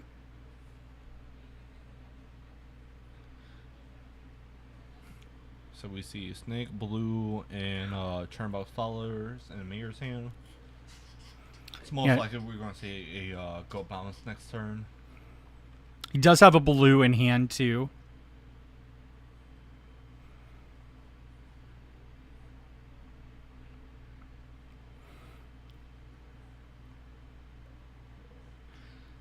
You know, Andy is getting very close to having 10 ink on board to give the extra lore for Bell. And then, if he has Dime. So we see it there in his hand. Dime, Ariel, he got the targets as well. We really appreciate John in chat being very active. If you have any questions, please ask in chat, and we'll try to answer them during the course of this stream. And we all really appreciate you joining us for our first Rules of Villainy live stream. So I'll bring this question up to you, Vince, since John brought this up last game. What deck do you think has the higher chance of possibly winning and taking this home today? Yeah, I think it's a good question, and I'll be honest, I'm not entirely sure. I do think, like, we've seen these aggro decks. We see Andy getting on the board here. That Hades came down, put that goat into Amir's Inkwell. So Andy's going to be at 4. I will tell you what, I was very impressed with that Baja Blast deck. I think that deck has an opportunity to go fairly far in this tournament, just as a unique deck. Whether or not it's the best deck in the meta, uncertain. I think we're still seeing that play out. We're still very unsure about that. But it's definitely catching people off guard. Yeah. I think the problem with aggro, and as Andy talked about earlier, is that it's really that coin flip, right? Yes, it's like you're either going to get lucky or you're not. And Amir, like, this is great for Andy. Like, seeing these Chernobog's followers on, that's not the end of the world. For Andy, especially given his board presence and the fact that he is getting very, very close to 10 ink. But yeah, I think it's possible that Baja Blast potentially probably will see an aggro in the top 4. And maybe this blue steel, it's certainly a lot better. As folks know, I did abandon the Ruby Amethyst. I don't think that's a deck we're going to see in the top, just because I don't think it got any good cards. It really didn't. In Shimmering Skies. So we see Andy with the smash on the snake. Yeah, what about you? What'd you say? Did you answer that question earlier? I thought it would be the aggro or Amber Steel. Yeah, Amber Steel. That's a deck I haven't seen yet played out. I think that's a deck potentially being played by the mayor. I believe it is. I believe he had to reach. He was reaching out to us fellow teammates, get some final advice on his deck. And I tell you, Jesus gave him some really great advice. So Jesus is, we've mentioned him on the pod before, but really great Lorcana player in our area here, also a member of our team, and was giving some really great advice. We might have to get him on the pod sometime to break down his thoughts on Amber Steel, given that he ran that in Ursula's Return. Yes. To quite great effect. Yep, he was able to take one Ursula for sure that we know of. He got 2. So two? So he was able to get 2. And he got a second place mat. That was the one that I was aware of. So Baboom on one of the Chernobog's followers. And then we're questing for, looks like 5 to go to 9. Yeah, it looks like he's just 2 ink shy of that 10. Yeah. Wasn't sure if he had enough ink there to go.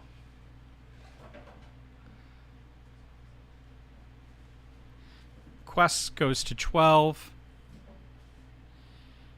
Plays Fox, bounces, and he's gonna take out that bell, which is, I think, the right move there. So you don't definitely want a smart play. You can't let that get to 5 lower.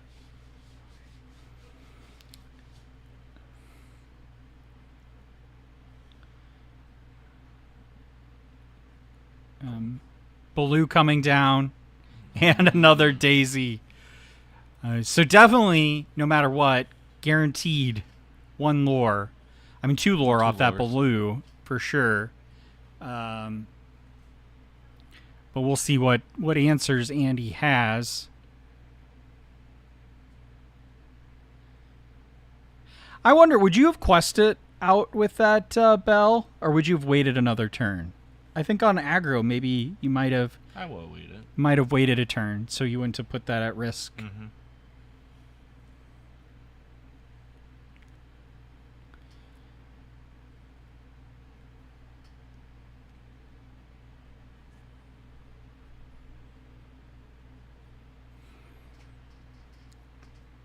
I'm a little surprised he hasn't put Dime down yet. I mean, at this current point, he's just trying to control the board and make sure Amir doesn't run away. But here shortly, I believe, within the next 3 turns, he's going to throw a Dime now and start catching back up and going for the game. Yeah. Well, I'd honestly be a little surprised if Dime doesn't come down now.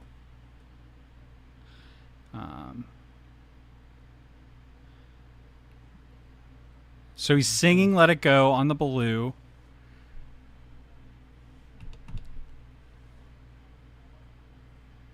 Oh, would he Actually technically do that? Because Let Go isn't really big. Yeah, so there's going to be a judge call, I think, on this here. So I don't think technically it's banished since it goes into your Inkwell. So no, that isn't going to trigger for the lore. That's a kind of a great way to actually get around that Baloo, because generally speaking, no matter what you do, you're giving your opponent those 2. So, you know, I take back what I said. I was already wrong. I said it was a guaranteed 2 lore, and we showed that Andy here had an answer that prevented it from getting 2 lore on the board. So we got Ariel coming down. But the unfortunate thing is actually Amir has more items in this case than Andy does to get that extra value out of it. However, as I think you and I both know, not very difficult for Sapphire Steel to lay down a bunch of items. Especially when they have 8 paws. Yeah, with the 4 Fortispheres and 4 popsicles. Amir tapping that Amethyst Chromacon for 1, putting down a library. I mean, it stops them from questing, but a true player would just see that they're trying to distract them at that point. Yeah, it's also just, I mean, Amir's trying to, I think, get extra card draw, because the more cards he has in hand, the more answers he's going to have. He does have a Baloo in hand. Because all Andy opts not to play it. Needs to do is throw the Dime down quest here. That's right, yeah. And we know he has Dime in hand. There we go. There's the Dime. And so go 6. Yeah. Nope. Oh. So that's game. No. I mean, yeah, technically it would be game, but not how it played out. Because he thought he had more items when they technically tied there. So what he did was quest and Dime for 5 each when he, in realistic, would only had 6. That's right. That's right. He did not have enough. But he still had lethal on board no matter what. he still had lethal no matter what.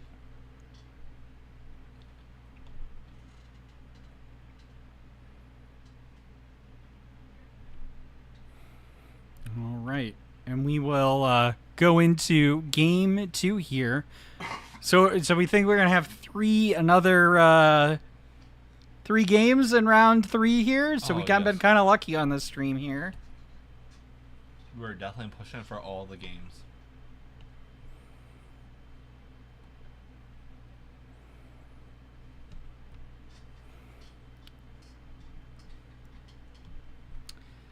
You know, again, as the aggro player here, you just want to be aggressive at all times here. So you want to let your opponent answer your board and put that pressure at all times.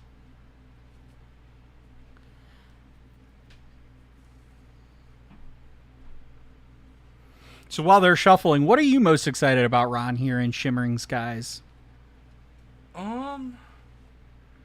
That's kind of tough because I am like very determined and just focus on Vegas next month, and I just been focused on tweaking and fine tuning my Ruby Sapphire to be able to combat against this aggro deck. Yeah, we'll see. You know, I mean, it's always been the case that aggro tends to lead out the gate of these early weeks, and we'll see how the meta shifts and whether or not that Sapphire Ruby will be the deck. Have you thought about any alternatives, or is that the deck you're sticking with? I'm sticking with it, but if I did have to make another pick, I would definitely probably go Sapphire Steel, just because I like playing Sapphire. I like doing Popsicle High Rim. It's just drawing is nice. It's a very fun way to play. Amir, obviously, with that 1 drop down for Daisy. Andy deciding what he's going to ink and play.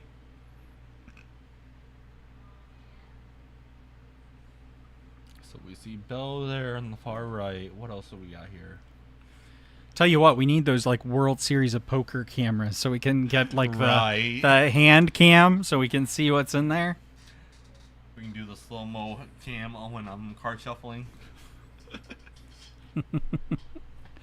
So we got 2-1 jumps. I see Ba-boom. I believe I let it go.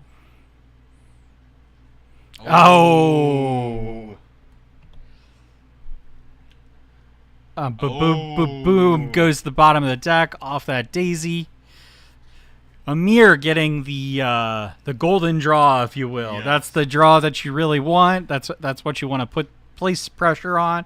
And Andy has nothing on board right now to even answer this. And having that Ba-boom go to the bottom of his deck, not ideal. 1 jump. Passes. Opts to go ramp, even though Amir likely to go to 8 here. Oh, puts a Piglet and a Maleficent down.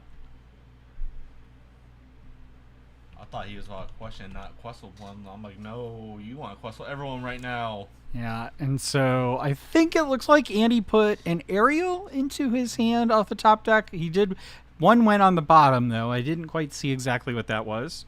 Maybe folks in chat saw that. He does have the swords in hand.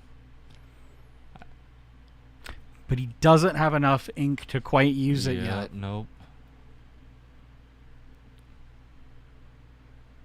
So we got 11 on board on Amir's side. If nothing gets wiped out this turn. So, I mean... And I believe we did see he had the Wisdom and Knowledge in Amir's hand, where he can just easily gain that last 2 lore. Yeah. If this was the case. Oh, okay. He's taking it. That's a great answer for Andy. Yes. 1 jump. Now he's going to have enough ink to be able to play that swords that's in his hand next turn. So giving an extra lore to Daisy. So he's questing for... Going 17. You're questing for 9 there. And Andy gets those top 2 draws. So yeah, even if he swords here, this is a game. So we're about to be pushing that game 3. But again, I will say, like I've said this a few times on the stream, that this just goes to show you this is a coin flip of a deck, right? Yes. When yes, Amir has the answers, and there you go. Yeah, he said he just showed, even though he had Quest on board. Shows him the win, and we get to go to game 3. These streams have been really great. I mean, these players are really playing for a chance to get that Ursula and that beautiful champion playmat. Is it the champ? I thought it was the second place. Is it the second place? I want to say like 80% sure. I'm like, I don't know. It's rolled up in a playmat tube. I can't see it. I don't know. I don't have it. Either way, I mean, I know you have it. I don't. But either way, I believe we do. Yes, we do have an Ursula set playmat up for grabs for the winner. Speaking though of set championships, are you excited about the Shimmering Skies set champs? What are your thoughts? Oh goodness, I knew this was gonna come up. Yes and no. Yes and okay. Well, let's take the yes first. Why are you excited? It's dope that they're making more accessible for people, because I've had a few unfortunate mishap in top 8 where I was not able to get to top 4.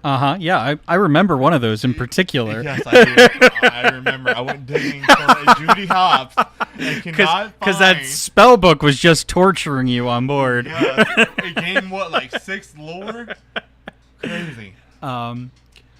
But the no though, the other reason why you're not excited? The competitor in me was like, it made it too much easier. But at the same time, like, yes, I'm happy for people, but at the same time, like, the competitor in me where I'm like, I just won this prize card. Oh, it's only like a $50 card. When, like, during Rockstar Stitch, that was pretty cool because that was the first OG one with the Rockstar Stitch promo. But with this Ursula one, how bigger time frame wise as well, like I was happy about that. But more Ursulas were out there, so that really decreased the value of the card as a collector and as a trader. So I need my playset stuff for meta. Well, yeah. I mean, so I think there are a few components there. One is more stores were in the OP kit for Ursula's Return than for the Into the Inkland Set Championship.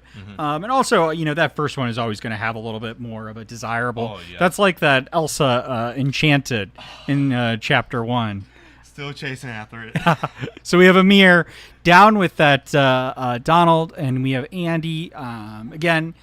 So he puts down the popsicle, able to draw a card off that.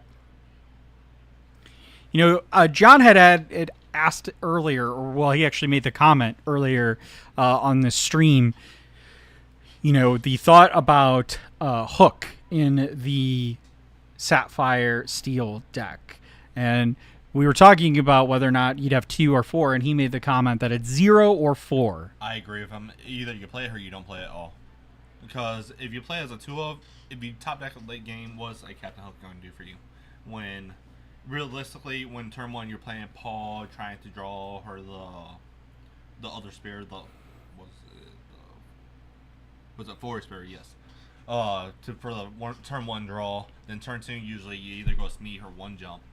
And then by the time Smee has 2 damage about to die, you already have Cogdorf on board to help with the resist to not kill, and you farther progress with the aggro part of the game.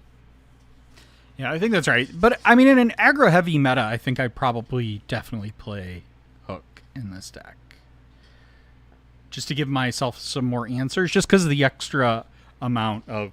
Yeah, saying with how early the meta is, you can play it, but as the meta progresses, I will say you just work your way out of it for better removal or answers to other stuff. I mean, it's clear Andy was been able to pick 1 game off without having that answer. He's got all the ramp tools. We've got Tipo. We've got Fishbone. We've got 1 jump. How far I'll go. Say Blue definitely has all the ramp options at his toolbox to help get to do what he wants to do. Well, I will say one of my friends who I think might be listening to this pod from Dayton, Ohio. They're very, very fun. Really loves to build the Sapphire decks. Been trying to make the item deck work for him for quite some time. But it's always really fun. A lot of thinking lines go into that play style. Yes, because with how much you're inking, you have to think about like 3 turns ahead of if you're going to need this or not. Yeah. Because how fast you can ramp, possibly you can do some swords or something on 2 or 3 turns ahead. Right. And it looks like in the How Far I'll Go, he found Grab Your Swords and Popsicle. Looks like he kept the Grab Your Swords. This is Andy, kept the Grab Your Swords, so he has a Grab Your Swords in hand. Appreciate John keeping us on track here with what's going on in players' hands. Sometimes he has definitely 2 swords in his hands right now. One that he found recently, and one that he had earlier. He's gonna play that now for sure. And go ahead and take out 2 bodies there. Yeah. And put some nice massive damage on. Now let's say he can take out one of the daisies. Yep. There we go. So if you can survive past turn 4, most likely the game is in your favor. Right. The longer these games go for the player that can ramp, whether you're Sapphire Steel or you're Ruby Sapphire, the more answers you have that you can play. We've got Amir with the Amethyst Chromacon, which we didn't really talk about. That's a new card in Shimmering Skies, and so it's a part of the lore of Lorcana, if you will, that each ink is getting its own version of the Chromacon. Yep. And Amir down with the 2 Lilos and quests to go to 9 with the Daisy Duck. I believe we're going to see the other swords in action here.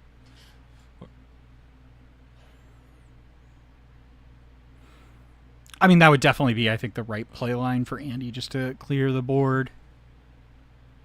Say, Tink wouldn't be too bad, but you still will have Daisy, but Daisy will be at 3, and then easily a target for Tink to hit and do 2 damage to someone else. Looks like Tink Yep, is coming down, coming and I down. think, yeah, that is the preferred solution there. So no value off of those Lilos. Andy finding all the outs. Yes, having perfect answers to the aggro. You know, so I think we've seen, you know, in these matches that there are kind of 2 ways. One is you could try to tech yourself for these aggro matches, or you can, you know, just try to ramp and get to your answers in your own deck and probably give yourself a little bit more flexibility there. So we see Amir, and he's just going to replay it. You know, I think that's definitely the right move there. Definitely safe play.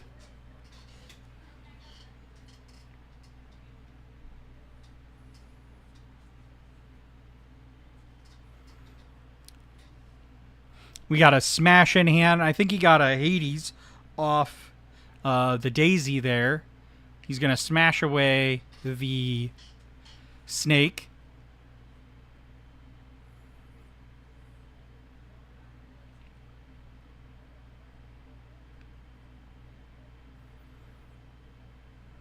We're going to let it go on the Daisy.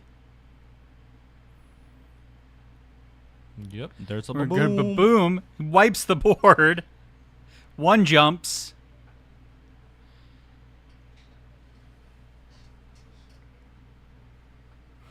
Amir taps the Amethyst Chromacon. Both players draw. The dime and bell, and So goat comes down. Probably bounce the goat with snake. Goes to 13. oh, was it another grab your swords? Yeah, I was supposed to say if that's it, and yeah, this game is almost over.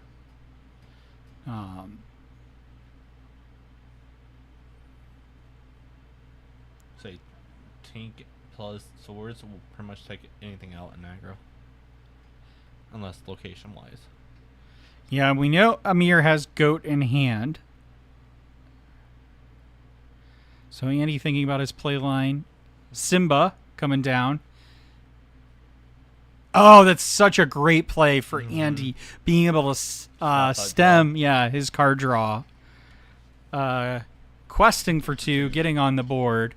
But again, you know, I play plenty of games with the Sapphire Steel, and it doesn't matter. They could be at 0 lore, and they could instantly, within a turn, go to 20 lore. So Lucky Dime is a very powerful card. High know, cost, but very powerful. And I definitely think Amir was really hoping to get another card draw off of that Amethyst Chromacon. Because he's almost at the point where he's top decking. Yeah, what a wonderful card that Simba is. Such a great addition, and really, honestly, the great time of the game to be able to play that card. Yes. What a great move from Andy there. So we got Tink coming down, dealing 1 damage to everything on board. He's gonna grab your swords. Amir does go to 15, but only has 1 card in hand. And Andy's at 4.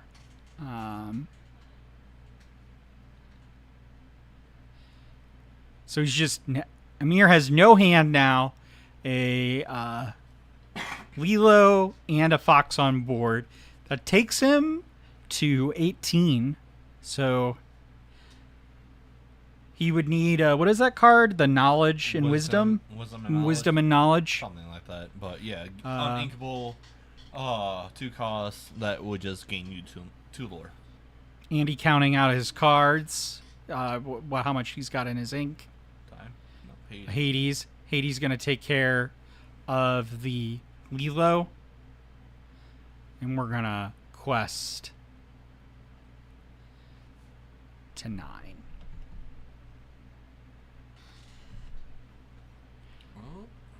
Library comes. Quests. Amir trying to, find his outs. I think that was a good play. Just try to get that extra card draw.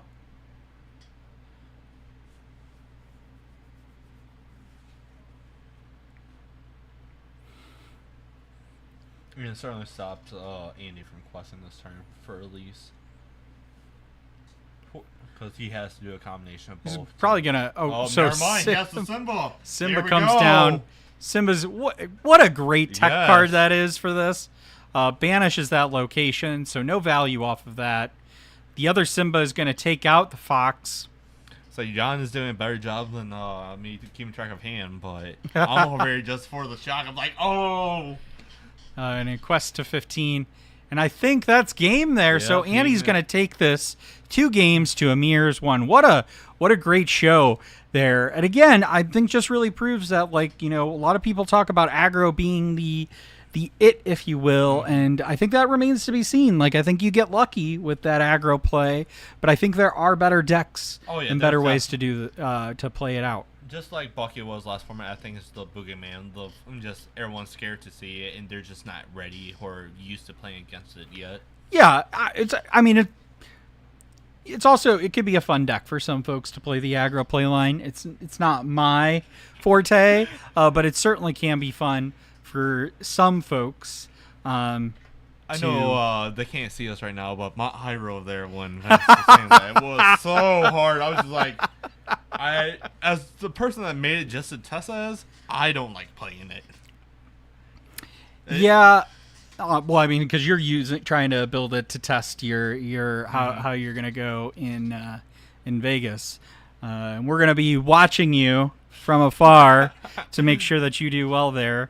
But we're gonna be right back as we set up for round 4, and we'll be back with Andy. But Ron will be back later in the stream. Yes, I will. All right.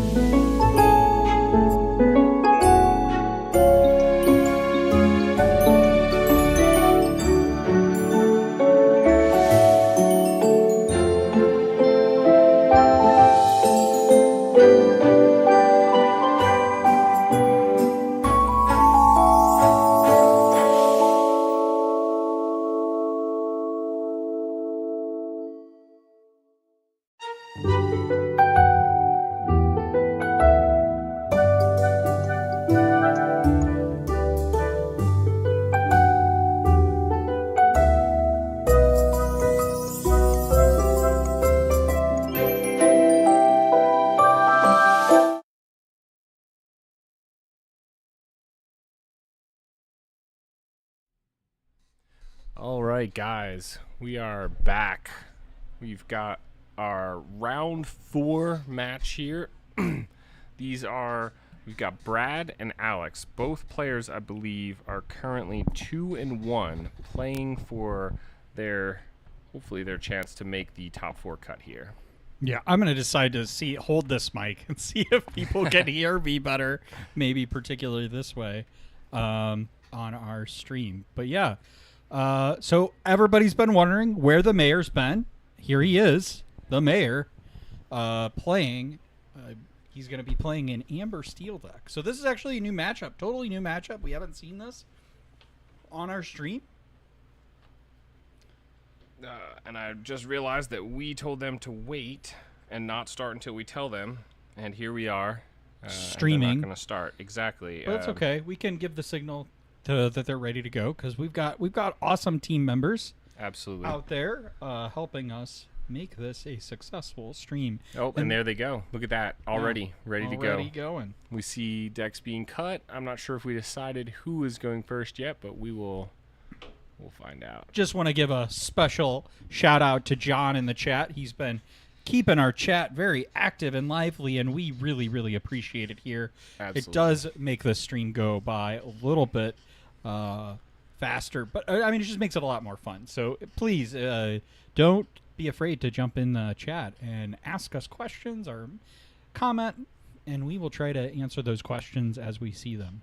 Absolutely, yeah. I was really afraid I was gonna have to go back and be the only person to watch this after it happened, but watching John in the comments there lets me know that other people are enjoying some of the quality games that we've seen here. I'm very happy with how it turned out. We have great competitors, a great venue. The setup is surviving for now, knock on wood, and just more to come here. We're really, really happy everyone can join us, and we hope to do more of these in the future. Yeah, sure. I do think the number one feedback, though, from this stream is that I need a better microphone. Yeah, absolutely. So feel free to like and subscribe. That makes Vince feel better. It doesn't help him purchase his microphone, but it'll let him know that there are people out there who want to hear his voice more. So we see turn 1 come down from Alex. I believe he inked the new Elsa. That's that 5-drop, 2/5 rush, evasive, and it exerts an opposing character. And we see the Chernobog's followers come out. And so inks the big queen, plays the little itty bitty queen. so that to me tells me that Brad has another big queen in his hand. I would certainly hope so, right? Certainly. At the same time, though, he doesn't necessarily need it in this matchup as much, right? He's not. He doesn't have that Daisy Duck that he needs to get rid of on turn 2. No, but you'd still, it still gives you the opportunity. So there did Baboom away quests with the Chernobog's followers. So that I think that's a pretty good play line from Alex. Absolutely. Does kind of interrupt what Brad's thought process would be. But my thing is, really in a matchup like this, having that big queen shift target would allow you to play a song. Absolutely. Yeah. Be able to, sing Whole New World. There we go. There goes the other big queen of the Inkwell. He lost his shift target, so he knows. So Brad has a choice. We got 3 songs. We've got the Along Came Zeus and the 2 storms. Storm Rage On. I get that confused so much with the Strength of a Raging Fire. Yep, they're played so synonymously together that. But yeah, the Bare Necessities decides to rip one of the Storm Rage Ons from his hand. We see the Chernobog's Quest, and I have a feeling Alex wants another card from this. Yeah, there we go. Yeah. He wants to fill out his hand, see if he has any better options. It looks like maybe a crab in hand. 2 crabs in hand. So he inks one, plays the other. But no target to give the extra strength to. But not really a reason to need it. Brad has nothing on board. I believe the crab is actually not a May, so technically he did give the Challenger +3 to himself, to the Merlin crab, but we do not see it used. So the aerial comes down. So gonna fish top 4 cards, looking for a song. I think I see a grab sword. This is where, Andy, you would like to talk about your hypergeometric math. Yeah, we gotta hope that Brad has enough that he has enough of those songs. We It- had the deck list, didn't we? It does there look we are. like, so he puts a grab your swords in. Okay. So he did find a target. Quite a few here. Wow, look at the mayor's handwriting. He should be like a graphic artist. It's very unique. Anyway, yeah, we do see quite a few songs here. 4, 8. John coming in on the chat here saying that he has 24 songs at least in his deck when he talked to him last night. Yeah, I count 23, but I also can't count past 4. So, like... Well, you know what we need is we need our friend Sun that beat us both in the draft to tell us how to add. Absolutely. He was doing way better than I was. It's always really embarrassing to... So, Naveen, he gets to play a song for free. So you see the grab your swords come out. Plays the grab your swords. Clears the whole darn board, huh? Yeah. Okay. What a great move that is. And that's a and then response with the Zeus passes to Brad, but obviously doesn't have anything else to play. So yeah, it's a 1-for-1. It's not the most efficient trade that Alex could have done, but at this point he definitely needs to answer a threat like Naveen. So we will see. So we got the Storm. So playing Storm on nothing just to get that card draw. Absolutely. He actually asked me earlier if he needed to have a target. Oh, but comes out, plays the flute, and gets on the board for 1. Alex down with that Queen's Castle. So do we have an answer for that? I don't see any. Yeah, I don't see any straight location removal. He's not the mayor isn't running Avalanche or no Avalanche, no Rise of the Titans. no Rise of the Titans. No, isn't there a new one in Steel? Yeah, we saw it actually the last game, the Simba, right? The Simba, that's right. Yeah. What a great tech card that was in that game. Yeah. So I don't see any of those. We have unfortunately. Rapunzel coming down. Nothing to heal though, so no card draw off of that. Yeah. Great point here. Great question. So on commentary right now, we have Andy and myself, Vince, Villain Andy, Villain Ron. taking a break. Taking a break. He'll be back for the quarterfinals. All right, we see the Smee come down. Did get 2 lore from that castle. Right. Going to 4. We saw Brad play the Rapunzel with no effect. Right. Not what you want to see, but But sometimes you got to play what you got, you know. absolutely. Even if it's not the ideal play line. And Rapunzel does quest for 2. But I mean, Brad really needs to answer this castle.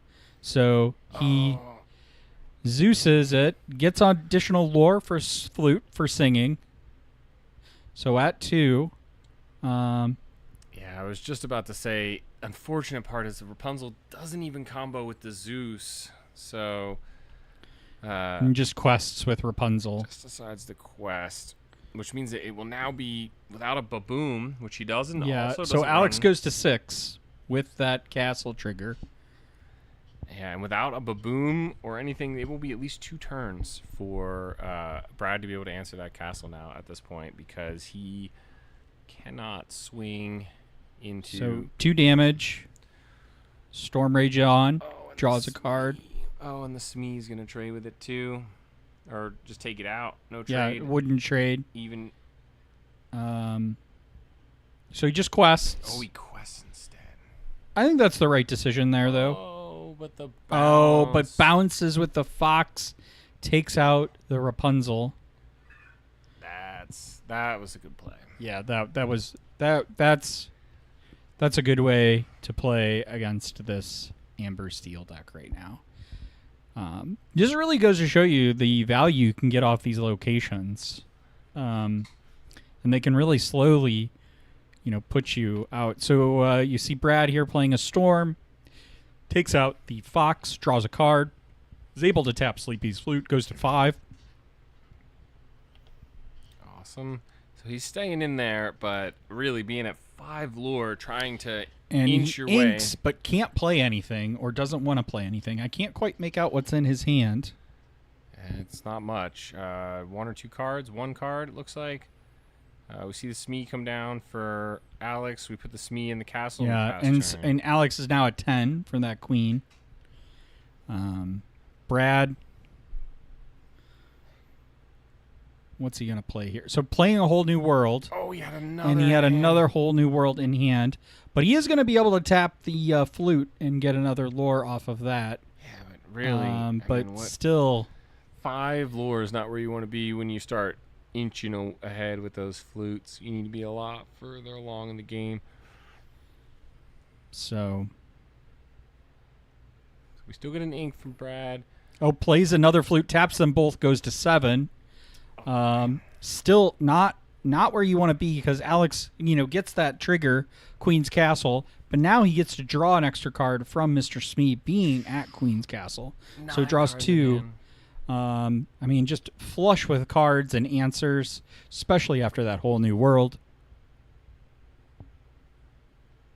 Yeah, at this point, Alex is probably looking to go wide. I'll be curious to see how well he insulates himself from something like a Grab Your Swords, which would probably be the So only... Goat comes down, goes to 13. Yeah, the Grab Your Swords is really the only mass removal he has. Oh, Arthur. Oh, Oh, wow. that's... We have not seen that card in a while, but Yeah. that is going to be brutal. Yeah, so that's the Rise of the Floodborn card. Yeah, Came out second set 2. Part of the bounce package, technically. Part of the bounce package. So when this character quests, you can return another character on your board to your hand, right?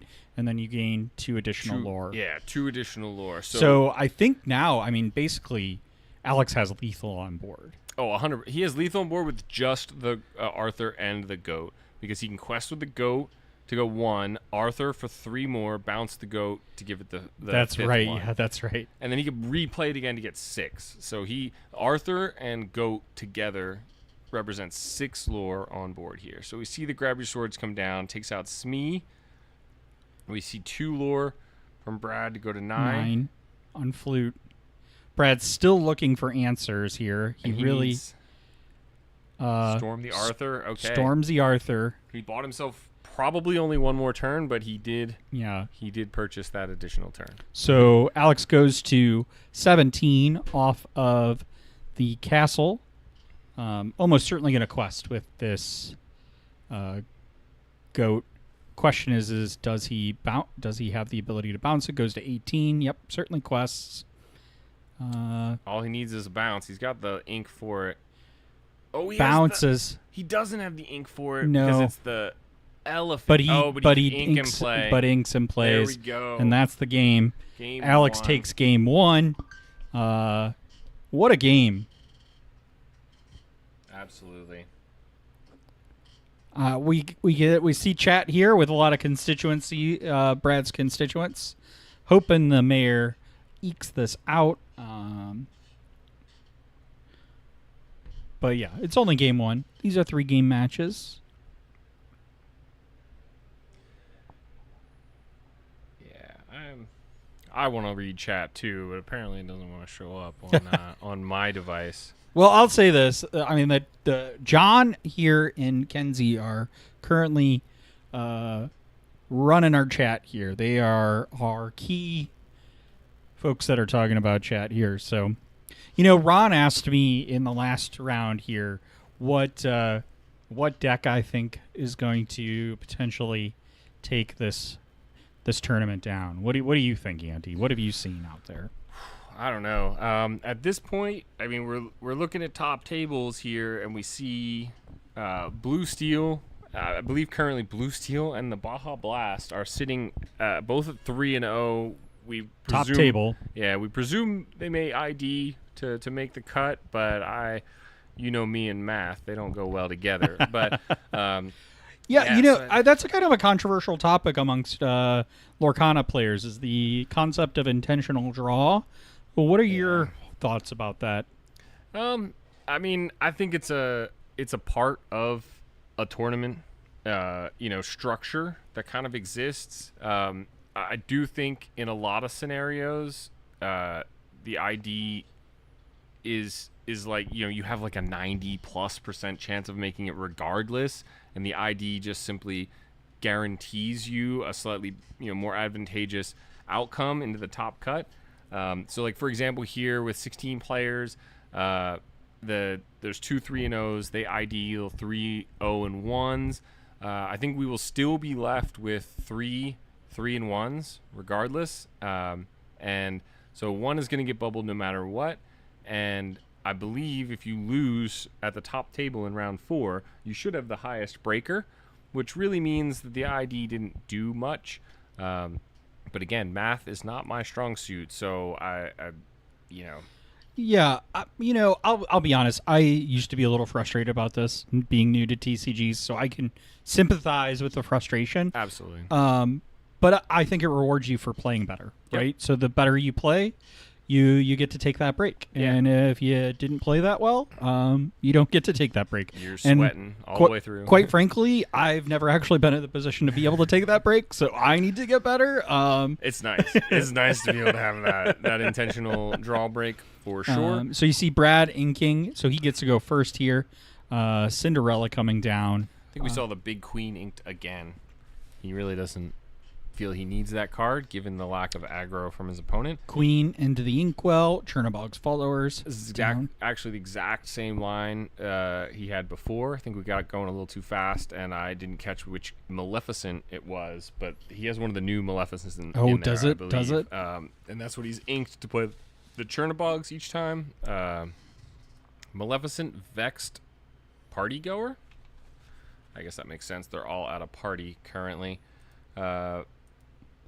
But yeah. Listen, I tell you what, running this stream has given me a whole heck of a lot of appreciation for the hard work that the Disney Lorcana streamers do on the DLCs for all the Absolutely. technical difficulties. I just saw in our chat here about the lore being incorrect.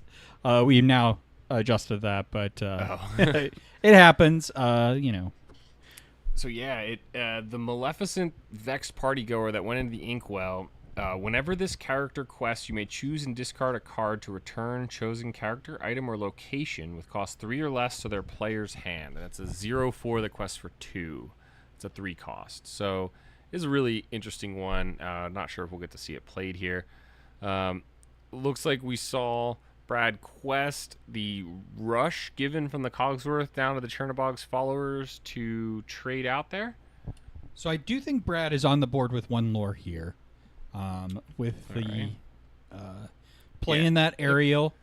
Gonna Yeah, he quested and then was punished with the rush Cogsworth for it, but I'm not sure that he's really upset about that. He gets bare necessities. He won't be able to play it this turn. Gives Alex some time to empty out maybe a friend's or something that he might have in his hand. And we see the flute. Brad is playing that Yaz flute nice and early. just one at a time.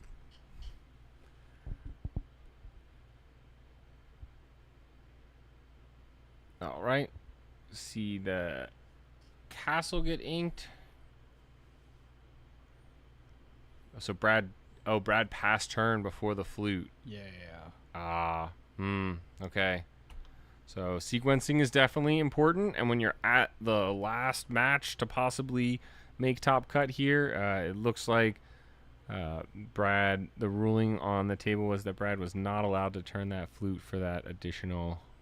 Oh, no, actually he didn't play a song. That's what it was. He tried to turn the flute, but he didn't play a song. He only grabbed one with Ariel, remember? That's right. That's right. He grabbed that bare Okay. necessities. So it wasn't even like hey, you passed turn too early. This was just a Brad imagining. I mean, here's the thing. If we're wrong about this, chat will let us know Yeah. very quickly about this. Brad sang a song in his head. That's what it was, and he thought it counted for the flute.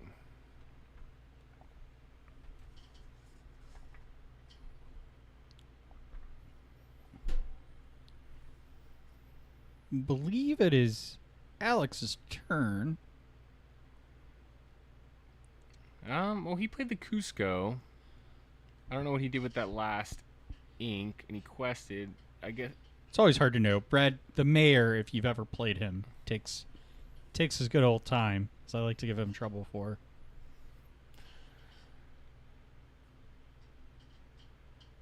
I don't know. Both of them are doing the "it's not my turn" shuffle, so it's really hard. Brad is literally like shuffling his cards, not even just in his hand. Like it's like it's the whole deck of cards he's shuffling. All right, so Okay. Brad is It is Brad's turn, I guess. maybe playing something, or not. We don't know.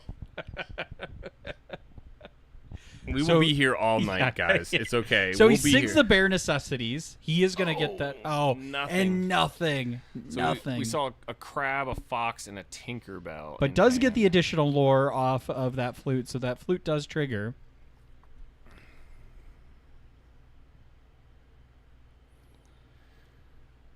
But he sees the fox in hand now, so he knows that his aerial is not long for this game. That's right. Yeah. Um, Kind of a bummer to have sung with it.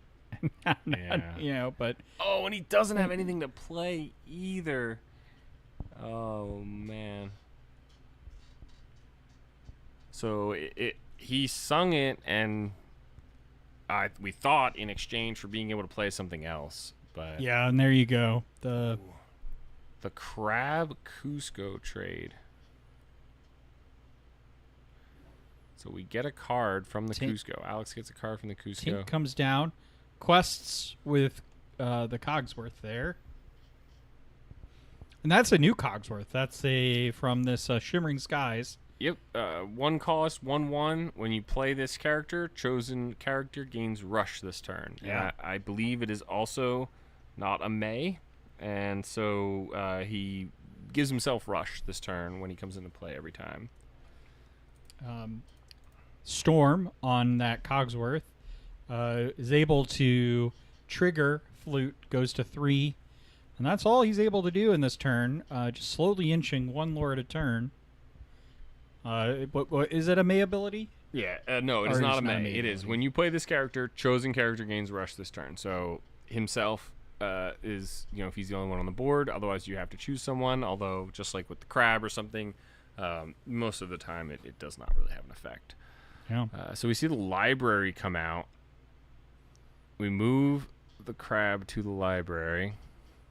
So we know he has got what's his deck list say? So is he running both? He's running both Queen's Castle and the library. 1 library and 4 Queen's Castle. Interesting. Does quest with the crab goes to 3. Pass turns to Brad. I actually don't know how many snakes he's playing here. Another aerial comes down. Wow, 63 cards in the list. Yeah, how do you feel about that? We're going to have to go disqualify him after this round. Brad didn't write how many cards are in his deck on his deck list, and I have a feeling that's because it's probably more than 60. We're going to have a talk after this, Brad. Don't make me do the math. Every card past 60 makes your deck marketably worse. Every card past 60 is the worst card in your deck. Arthur comes down. Everyone in the library. Everyone goes to the library. Quest with that crab goes to he gets that extra lore though from the library. Yep. So Yeah, goes the library to has 5. passive lure. So he's at 5. Brad's still with the aerial on board. Oh, it's a new aerial. Sorry. New aerial on board. He is really in a tough spot. He needs to see some answers here for this. The grab your swords still isn't enough. He's only at 4 ink, so there's no option for Tinkerbell this turn. So this is, I will say this, Amethyst Steel is a deck that I've been considering tinkering with this set. Because as you know, I have abandoned my trusty Ruby Amethyst. Yeah, well, you didn't see the Ruby Amethyst match that we saw earlier. Maybe it'll bring you back. They won, I think, didn't they? No, the match that you streamed, the Baja Blast. Right. That was Yeah. the Baja Blast one. If anything- they won one of the games. If anything, that makes me not want to run it. it. Yeah. I out will here say, getting beat by Taco Bell soda. So you see Brad playing the Zeus, singing the Zeus, sings another Zeus on the library. Did he? So we saw a He card will? drawn for. Yeah, we saw a card drawn for the library, for the Arthur dying at the library or banishing at the library, and then we But see. did Brad pass and not tap the flute when playing a song? Wow, it does seem like that. Yeah, Wow. unfortunate. So he's gonna take out the aerial with the crab. My big reason, though, just to say why I'm not playing that Ruby Amethyst deck, is because Shimmering Skies didn't really offer us a significant benefit to that deck. And it arguably offered stuff that hurts that deck to other that's right. colors. So Alex down with the snake and a rabbit gets to draw off the rabbit. Cogsworth quests, so they're at 7.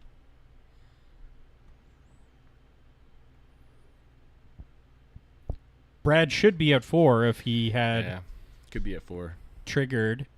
His third Zeus takes out the now library. he takes that lore and goes to 4. Passes the turn though. Man, Passes that's the turn because there's no answer here. It's an unfortunate ink.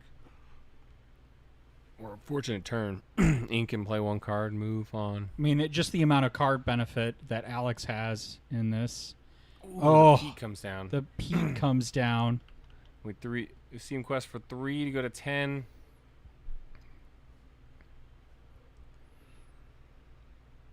No actions for Brad this turn.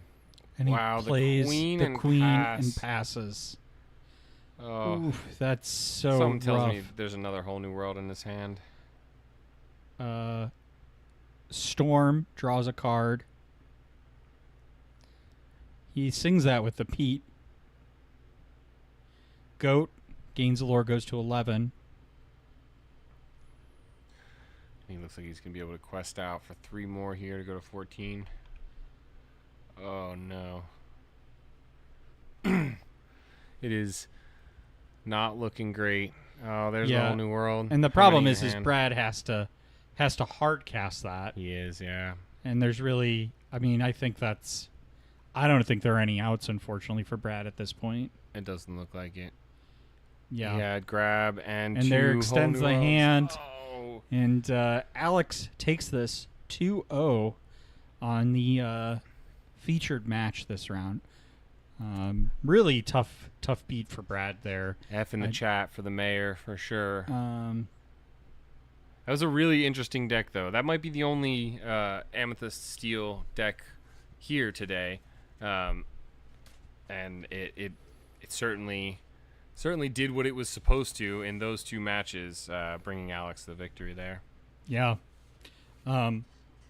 They were good games by Alex. Definitely playing to his outs, and sometimes this happens in Lorcana, you can bring the deck that you think. Sometimes the meta doesn't work out the way that you expected, and you can run into issues with these things. And I will say Alex is well acquainted with this Amethyst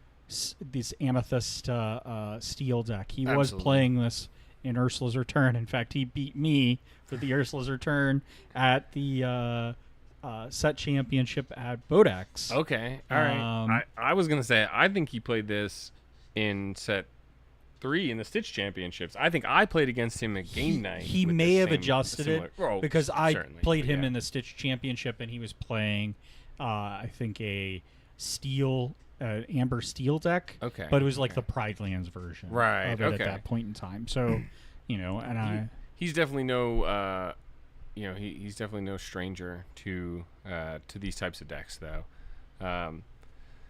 All right, so we've got. That was our last round of Swiss here. So we're going to be able to come back to you here with some rankings shortly to let you know about our top cut, and we'll come back with a quarterfinal match. Stick around, though. I don't know. I think that round timer is wrong. We're going to have to go find out how much time we have left in the round. If there's enough time, we may have a little bit of bonus content here, maybe a couple two-pack battles going on the stream. But I just want to say, we'll say this at the end too, but thank you so much to Grapes Games for hosting us here. If you get an opportunity and you are visiting the St. Louis metro area, come out and visit Grapes Games. They are moving to a new location here shortly. In the next 2 weeks, I think. At a certain point, the whole mall is getting blown up. Yeah. Unfortunately, I assume they'll be out before that. yeah. One would hope, right? And then thank you so much to you, Andy, and to Ron for providing pricing here, as well as Grapes for some additional pricing, and Bodox as well for their contribution to our prize pool. So really grateful to be able to do this. And like Andy said, we'll be back here shortly with either some bonus content or the quarterfinal match. Absolutely. Talk to you all shortly.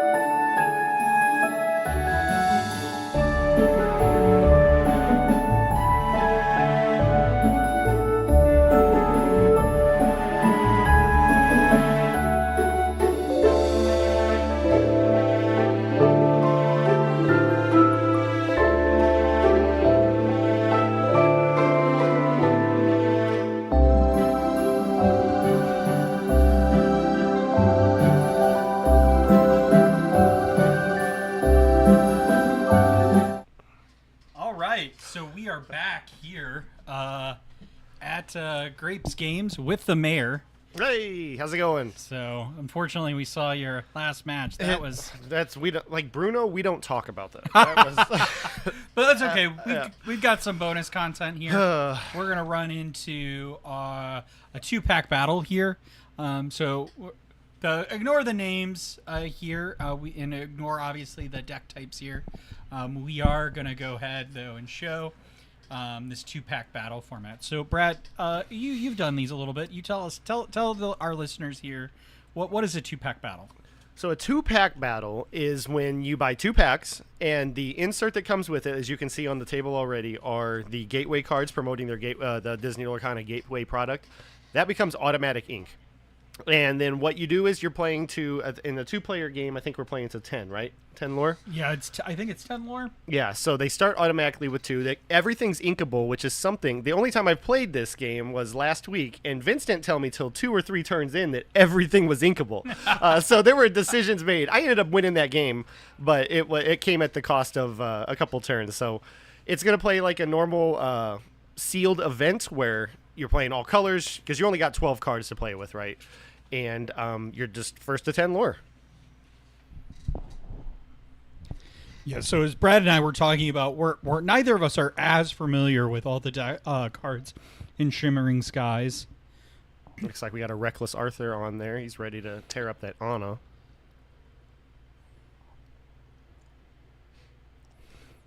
Who do we got playing right now? Is this Maggie and it's Jimmy? Maggie and Jimmy. Okay, so little brother, sibling battle. Yeah, rivalry here. Providing bonus content. It's mime time. I bet if Jesse's watching, he'd love that. That's that's what he was saying in his case cracking last week. What's that mime's name? Ulf? Yeah, so for those of us that are just joining us, just a reminder, this is not a tournament match. This is just some bonus content of a 2-pack battle. Yeah. Like Maggie's going wide here on questing. Quests for 1 goes to 1.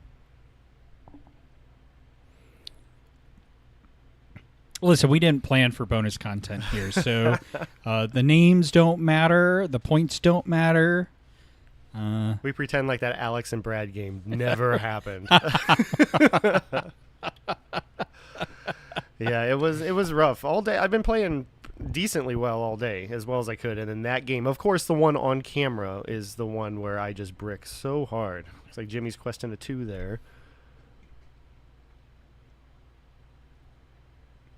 But it's been fun. I think the feedback has been fantastic. You guys have been amazing on the commentary from what I've heard, and this is just a great experience. And everybody who's tuning in, thank you for making this happen.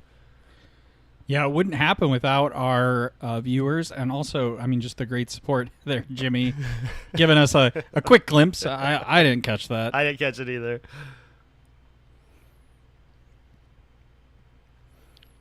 Looks like Maggie's got some decisions here. A mini could come out.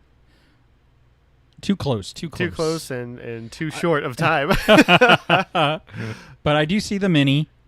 Looks like that's going in the inkwell. Yep. And what do we got there? That's a green card. It's not an Iago, is it? No. Doesn't look like Iago. Goes to 2 by questing with Vanellope. Von Schweetz. Quests, I think, with Anna there. She's got a queen and Vanellope and Anna, but I can't tell what that card is. Maybe the viewers can, but I do not see the chat.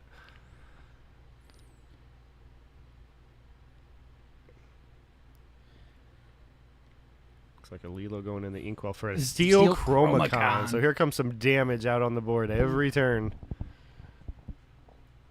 And that free to play, right? So you just exert. Just exert for 1 damage. It's a little costly. 6 spot in there. I mean, I don't know where you would play that in a standard game. I guess Blue Steel is probably the best one, right? So you can ramp up there, but I don't know when that card comes out. Yeah, I think it's an interesting. I think it'd be somewhat difficult to figure out exactly when you would play that. But I do like the addition of these Lorcana lore cards in the game. Ooh. Is that the evasive big Archimedes? It is the evasive big Archimedes, and that is definitely going to be a problem for Jimmy. I met the artist of the Chromacons at Gen Con. Oh, that's right. Did you get any of them signed? No, because the Shimmering Skies wasn't out yet. But Gotcha, I did that's fair. Yep. get some of his cards signed. And Which one was that? yeah, I think it was a Hans was one of them. Which artist? I'm sorry. Oh, I think Dustin. Put me on the spot. I know. Yeah, I'm so yeah. sorry. I shouldn't have done that. Yeah. It was Dustin and Cody is who you met, right? Yeah.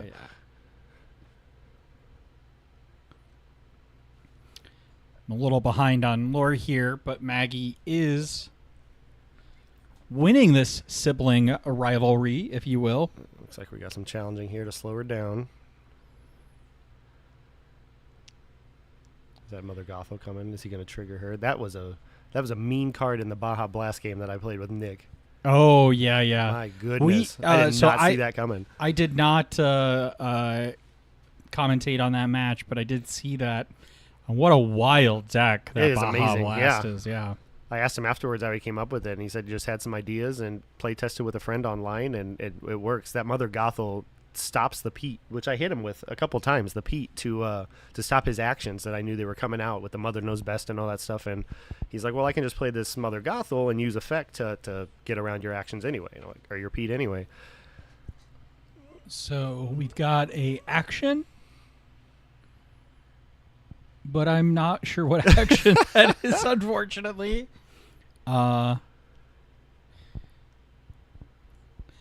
mean, this is good, though. Like, learning the cards. Yeah. These 2-pack battles are a great way, I think, to, learn cards, have fun with the game.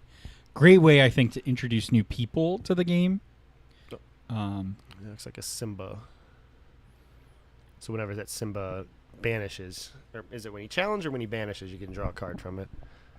Yeah, I honestly couldn't tell you. Yeah, one other thing that Vince pointed out when I played this with him last week is that what's really cool about this, if the game goes long, we were playing a multiplayer game, so we were playing the 15, but if you go through your deck, you just recycle your discard and keep playing. So it's a really cool way to keep the game going and get to the finish line. Yeah, right, because you never run out of cards, so you can never deck yourself. Looks like Jimmy's at 10. Is that it? We kind of got behind on the buttons here. He's showing 10 on the die, but not sure what's going on here. Oh, I think they're just now showing. They're showing all their hands. They're their all packs. the cards Yeah. that were in their packs, showing us what they got. Jimmy, by the way, pulled an Enchanted Archimedes today. Oh, So really? congrats to him. You didn't see that? No, Yeah, I he must pulled have it. been back here. Yep. Pulled it out of the box that he Yep. got. Yes, sir. So they bought a box Yep. today. Yep, him and Maggie both. And Well- then Kirsten immediately wanted to return hers. She's probably mad because I told her the box to pick, so I'm surprised Oh, no. I didn't hear back from her. Oh, you will, though. Yeah, I'm sure I will. I told her, I was like, that box. But that does mean that they'll be opening another case, so it's an opportunity to buy another box. Don't tempt me, Vince. Tempting. Especially because I need some of these legendaries. Is that a big Jafar she's got out there? It is a legendary and a Jafar Robin Hood. and a Wow, Robin those Hood, are but that some looks good like packs. a Wow. foil Robin Hood. Wow. So yeah, those were some decent packs for this 2-pack I battle. still don't have either of those for my 204. Yeah. Got to open some more packs. Well, it's always a pack addiction, right? Yep. To do. So we'll go back to our caster cam here Hey. live from Grapes in St. Louis for the return of Ursula's Return Set Championship, the second chance tournament there. So tell us a little bit about we've got you here, Brad. Tell us a little bit about your deck. Yeah, I'm running Seal Song, a version that includes Naveen. I'm running 2 of those. It's a pretty standard Steel Song. I worked with one of our locals, Jesus, a local Rules of Villainy team member who had great success in the Ursula Set Championship pre-Shimmering Skies with Steel Song, and got some advice from him last night and this morning. And the whole point of it was because I felt like I was going to be dealing with Daisy all day, probably all set. And I didn't see Daisy once today. Not once. Yeah, Really. it was surprising. The first game I was playing against an Amber Amethyst aggro and expected to see Daisy. He didn't tell me till after the game he never pulled Daisy. So, but yeah, I happened to get through that. I happened to get through a blue steel deck the second game, and then the Baja Blast blue green Sapphire Emerald was a force to be reckoned with. That Clarabelle is insane for draw. It was absolutely wild. And just sitting there watching him do everything with that deck was mesmerizing. So that's something to definitely understand the Clarabelle buyout this week, because now I want to play around with that. And again, I have 0 of those. You have 0 I Clarabelles. have 0 Clarabelles. I think I might have 2. I'd have to double check exactly how many Clarabelles I have. I'm in the same boat that I need to buy more cards. Yeah. Need. Yes. It's always a need. There's Andy jokes with us, right, that the puzzle piece should actually have a Lorcana Anonymous phone number at the end of it, just to be like, It really is an addiction. If you have trouble, if your friends are out there, give them this number. But yeah, it is one of those really addiction. I think it's one of those things. It's like you're like, I could buy this card. Yeah. Or I could And play I the should. lottery. Yeah. And because that card could be an Enchanted. Yep. And sometimes it pays off, but most of the time it doesn't. Yeah, I had really good luck last set with Enchanteds, and this set I've only traded for the Scar. The one I really wanted this set was Scar, and so I traded for that. I still probably have maybe one more box ahead of me that I'll probably open. Then after that, it'll be singles and packs randomly here and there, because I don't need to open so many boxes. I totally. And I still don't know what I want to play for the whole set. Right now, it's just anti-Daisy stuff and trying to get around the aggro that was not my problem today. It was, yeah. Yeah, it's one of those things. I'm still uncertain. I tested out the I wouldn't call it an aggro deck, but it's certainly a low to the ground Emerald Amber deck. Sure. Yeah.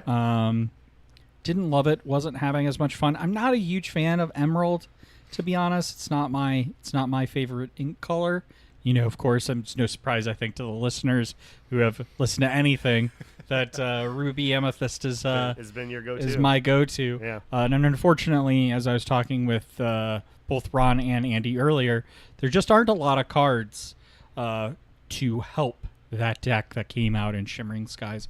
And I think, as Andy put quite eloquently, like there also were cards that came out that kind of hurt that deck in this set. Did he give examples of it? Yeah, it's a good example that he did not give examples. Yeah, I would like to comment on it. Going from the end of set 1 and the beginning of set 3, I did a lot of Emerald Steel. I do like Emerald quite a bit. I feel like it punishes the opponent to challenge. There's a lot of discard effects from Flynn and Curse Merfolk and all that stuff, and it allows you to quest for a little bit more. And so I always use that with the benefit of Steel to protect some of my, protect my board a little bit. But what the irony is, I tell everybody when I talk about how much I love Green Steel, is I never played the Bucky deck. I never did. I just always teched around it because it didn't seem fun to me. And then it wasn't fun to play. Yeah, wasn't fun to play against. But now, after seeing that blue green today and how well Nick piloted it, I want to jump on that, but I got to get the cards for it first. I think that's one of those decks, but I mean, I think this is true of a lot of decks in the meta right now, is that you need you really need to practice. Yeah, for sure. It's like Ted Lasso says, you got to practice. Yeah. You need more practice. Also, Allen Iverson, right? We talk about practice, man. we talk about practice. Talking man. about practice. Oh, so say we got episode 8, Rules of Villainy here. We're Hit the intro, Vince. Welcome to Rules of Villainy. just wanted to show off my. His Woody that's shirt so here cute. with Andy. Oh, I love that. That was my favorite part of Toy Story. Have your name on the boot. Yeah. I'm the main character. Yeah. You're the name character. No, your name on the boot. Your name. But yeah, so we're gonna be right back, and we'll be back either with our quarterfinals or maybe some additional bonus content.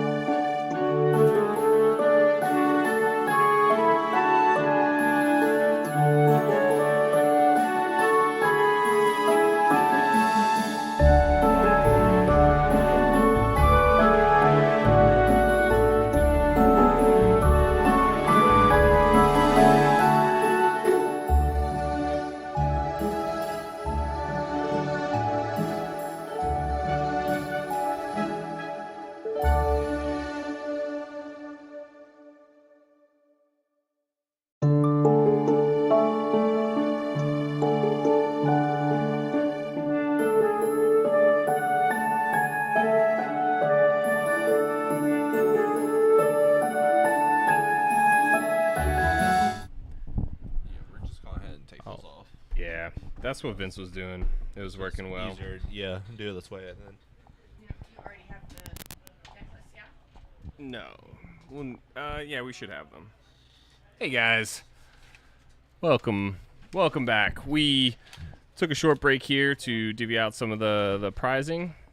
We've got our top 4 set. We've got one of the matches here for you in the quarterfinals, and then we'll come at you with the finals. All right. So let's get over to the gameplay here, and you can tell them they can get started whenever they're ready. We're gonna quick set up. These are untimed, so I'm just gonna get rid of this round timer because honestly, it's just being a pain in the butt. Well, it is also now the quarterfinals, so remove those. Let's change some player names here so you guys know who's playing. We wanted to get you into the action as soon as possible. We've got Amir on the left, player 1, and we've got everybody's crowd favorite, the Baja Blast from Nick, one of our reigning champions here. So shuffle them up. I don't know if I caught the die roll. I never do. I think, didn't we agree that it was going to be seeded? Oh, you're right. It is seeded. So I believe Nick is the higher seed, so he should be on the play. And sure enough, we see it. The Hiram into the inkwell. Must mean he has another. Popsicle, draw a card, and pass the turn. Let's reset these lures and also the colors. Make sure everyone knows Nick representing the Baja Blast there. And I believe Amir is playing that Amber Amethyst aggro. So we did end up seeing one of those in top cut. I do know personally that Amir is quite a skilled player. So I'm going to go ahead and say it was the player, not the deck, because I still think that deck is bad. But I don't know. After Amir got his beating from that deck last night, I think we made him into a believer to play it today. yeah, that could be it. And I do know that deck was built by a member of one of the best Lorcana teams in the area. So, you know, that's your deck, right? Just say, like, you know, I only built it to play against it so I can see what all the hype is. And, yeah, I think it's overhyped. But, I mean, hey, everyone playing here does get one of the cards. So he did get his card. We're happy to see that from him. And so we see Tipo come down, Clarabelle Quest. We have the Shin Mir in line with the double Lilo. Now we see the Donald Duck come down. 7 lore here to go to 9 on turn 3 with the bodyguard. And really nothing for Nick to use to answer it at the moment. So he will need to be singing something here. Maybe one jump with Tipo. One jump. Okay, good. He gets the ramp. Yeah, there's your discard, Nick. And he is going to bounce the Donald. Oh, smart move. The Clarabelle's able to take out a Lilo. He buys himself an extra turn. The ESA. Okay, now he's Just making sure which one was taken out. Not that it really matters. I was say, yeah, they're both 1/1. Always go for the foil one first if it's available. There's no foils in there, unfortunately. Another Donald come down. So that's going to be 5 more lore to go to 14. Wow. So, not sure why he showed the second I'm card. not sure why he. Yeah, that might have been a mistake. And I think he just realized that he is not going to draw for turn. He just showed his card for nothing. He's going to sing the 1 jump, probably send back the bodyguard. Yep, we're going to do the same thing again. But really, I mean, can you afford to just take out one of those and let him quest for 3 more? We're going to sing the How Far I'll Go to bounce another one to send back the Daisy. Okay, and now he can take back the Leela. Wow. Takes care of the Leela with the Clarabelle, right? She's a 1/2, so I think they trade. No, it's a 1/3. Is that the more expensive Clarabelle? I think it is. Because that's the cheap Clarabelle. No? I don't know my Clarabelles. I'm told that the official name of this deck is not Baja Blast, but actually Cowbell. Belle. This Clarabelle is absolutely a feature card of this deck. So yeah, 3 cost and a 1 cost. One of them is a 1/3, and the other I think is, I guess, a 2/1.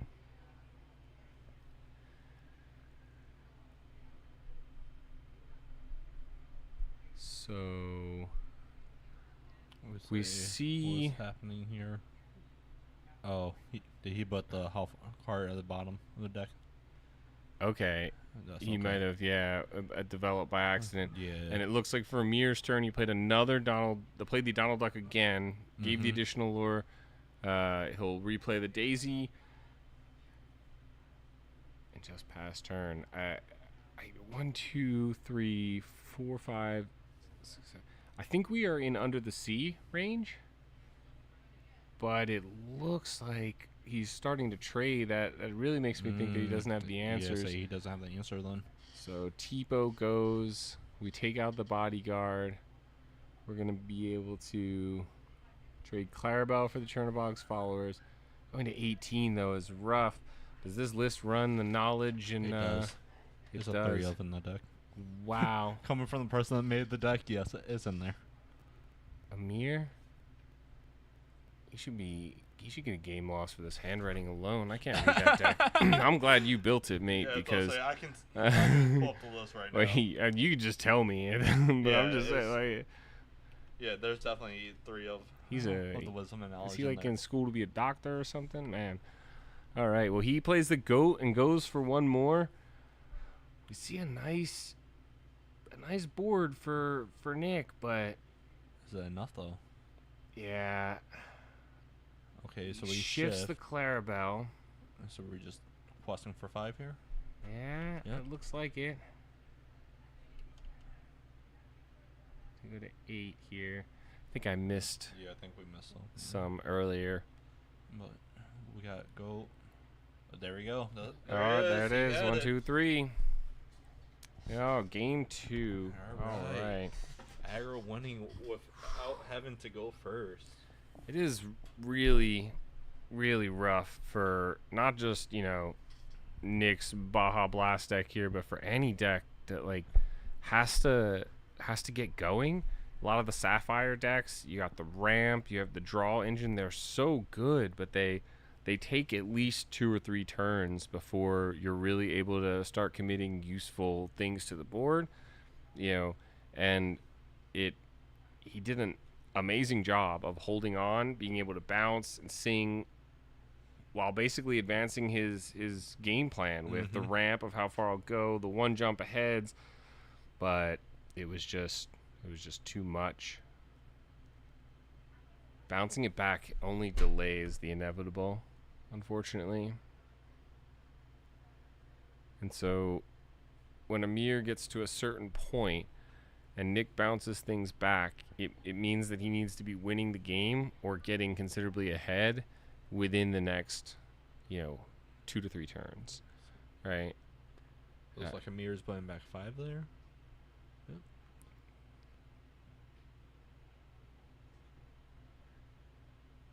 All right. Yeah, I definitely saw a Daisy and a goat. Yeah, Daisy Duck for sure.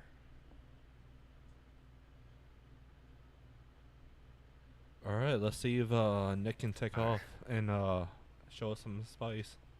They're playing the same color sleeves. I'm waiting until they accidentally go to cut each other's deck and just take the other person's deck by accident. Next thing you know, they draw their opponent's cards. This is not my deck. All right, we see the Snake inked and the Daisy Duck played. All right, Nick inked and passed for his turn. Okay, so inks plays Tipo, passes. Okay. So we got wisdom knowledge out there off the top deck. All right, it looks like Inca the Fox. Double The Lalo Shin again. Miri line can't really be beat, so why not? I don't think it could be worse if it was double Daisy. The Muses, single one jump, Yep. bounce the Daisy.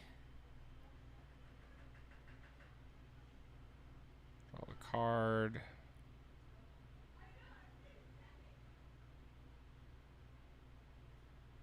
Ink the Chernobog's followers is probably a smart move. Yes, at this point. Does this run the Chromacon? Yes. Okay.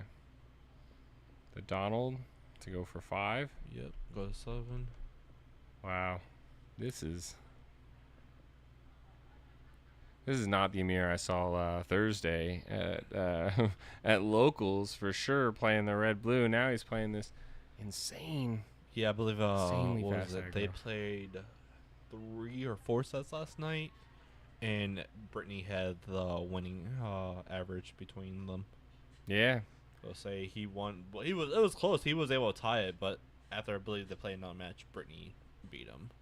Yeah. But yeah, he was playing red blue from like set 3 stuff. Yeah, he was so still really old It wasn't stuff. really. The only thing updating that was like Brawl. But yeah, like I said, it just goes to show Amir's a pretty solid player. He's able to play both no decision aggro as well as many decision red blue. Wow. All right, we saw Clarabelle down. 4 cards off that draw. Mm-hmm. Pretty good. Although I feel like Clarabelle is not as valuable here for Nick, given the fact that Amir is going to run out of cards shortly. Yeah. And probably not going to care. Right. He's on. Yeah. He's already down to 2 cards in hand. Right. So Nick's going to have a hard time keeping up with, dumping his hand with as quickly as Amir is going to be able to with his aggro deck.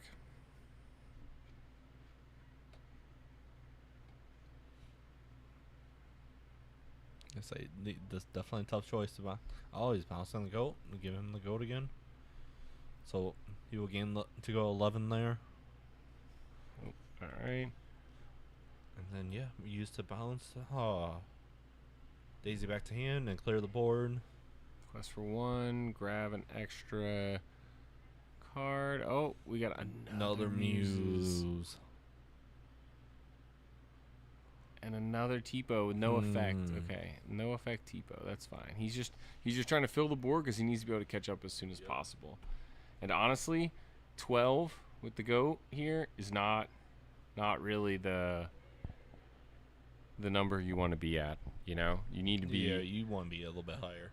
Yeah, I think 13 to 15 is the real sweet spot. I mean, he's not.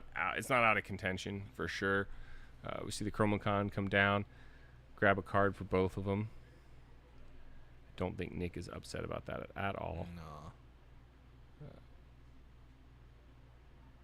The real question is, what is Nick going to do when he's on the play against the hyper aggro? Or he's on the draw, you mean? Oh, Yeah, yes, against yes, on the draw. On the My bad. next, in game 3, if he can win this. So Mother Gothel sends back the goat, sends Amir to 13. It looks like Nick is probably just gonna quest out I'll here. say, 3, I think 4, that would be the smart 5, move. 6. Start closing the Go to gap 8. up Yeah. while he has the board control. And still drawing off of Clarabelle. Yeah, he just drew 2 or 3 more. So we see the goat come down again. I mean, honestly, Amir doesn't need any bounce cards when Nick's gonna do it for him for that goat. Exactly. But he's really only letting him,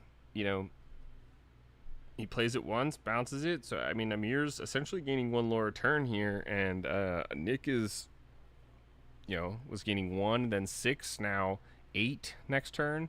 If all of this becomes unanswered, this is very quickly shifting towards the favor of Nick. But, oh, man, the Daisy and the Maleficent come down. So we're going to need to see a couple songs from Nick for sure. So I see.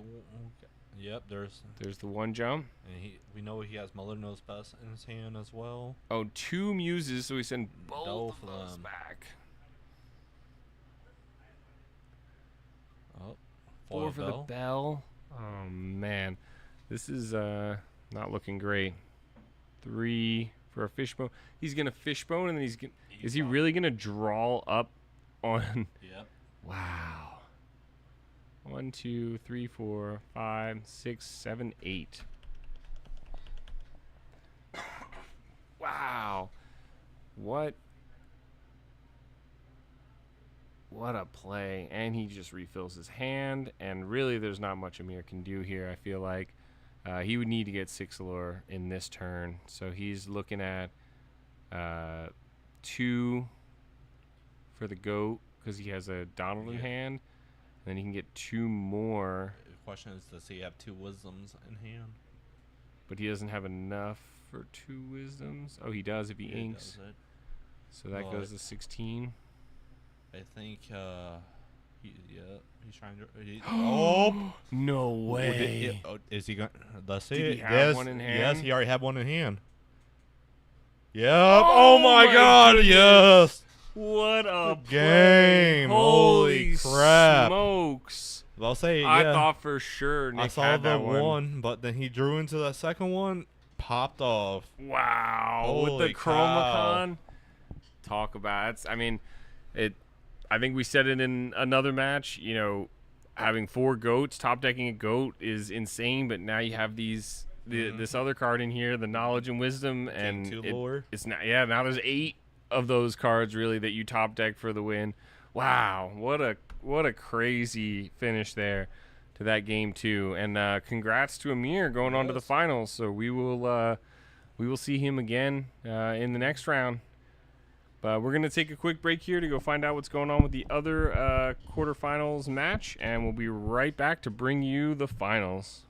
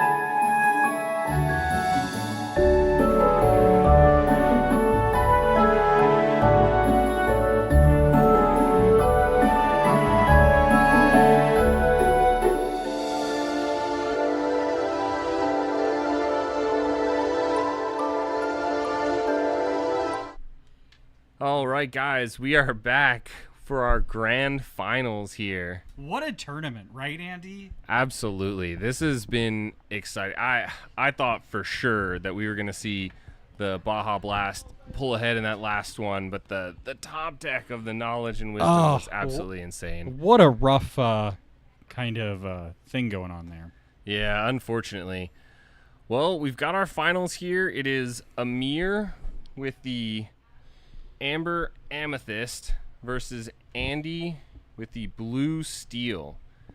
And we've got Andy on the left side here with the, as Vince has pointed out, the apparently lucky playmat. We've had more success than failure on that playmat. Yeah, I think it has been the lucky playmat, bringing that luck all the way from Indianapolis, from Gen Con Absolutely. to this tournament here. So right. we'll see what happens. I mean, because that was the mat that I think was the lucky for that Baja Blast, but then helped out Amir with those top decks. Absolutely. That Knowledge and Wisdom coming down. Absolutely. What a game! That one was crazy. All right, players altering their hands here. I think we already know what Amir is looking to do, which is Quest. Absolutely. Play nothing but 1-drops, followed by that Donald Duck. I think we saw both games last time he hit the Shin Mirin line, as Specie would say, with the 1-drop 2 lore, followed by 2 1-drop with 2 lures. Who is Specie? Who is this that you keep mentioning? I think he's the reason why TCG player is out of the Clarabelles. Yeah, pretty much. So I hope you didn't like the Baja Blast too much, or I hope you pulled enough Clarabelles, because they have definitely gone up in price. And are nowhere to be found. Absolutely. All right, we see the Smash inked by Andy, the Fortisphere played. Oh, and there comes that Daisy, right like Amir wants, right on time, like clockwork. Man, that Daisy is some villain. Like, this week in particularly, Yeah, has been quite the villain. I think somebody should put them in their Villain of the Week segment. I think someone may have. You should probably go check out episode 7 of Rules of Villainy podcast. Or as I like to say, Rules of Villainy. Yeah, Vince, the theater major over here. All right, we see the Simba inked, followed by And quests for 2 with the Daisy. A grab your sword goes at the bottom of your deck. Not what you want to see Absolutely happen there. Double Daisy and the Lilo. Brutal.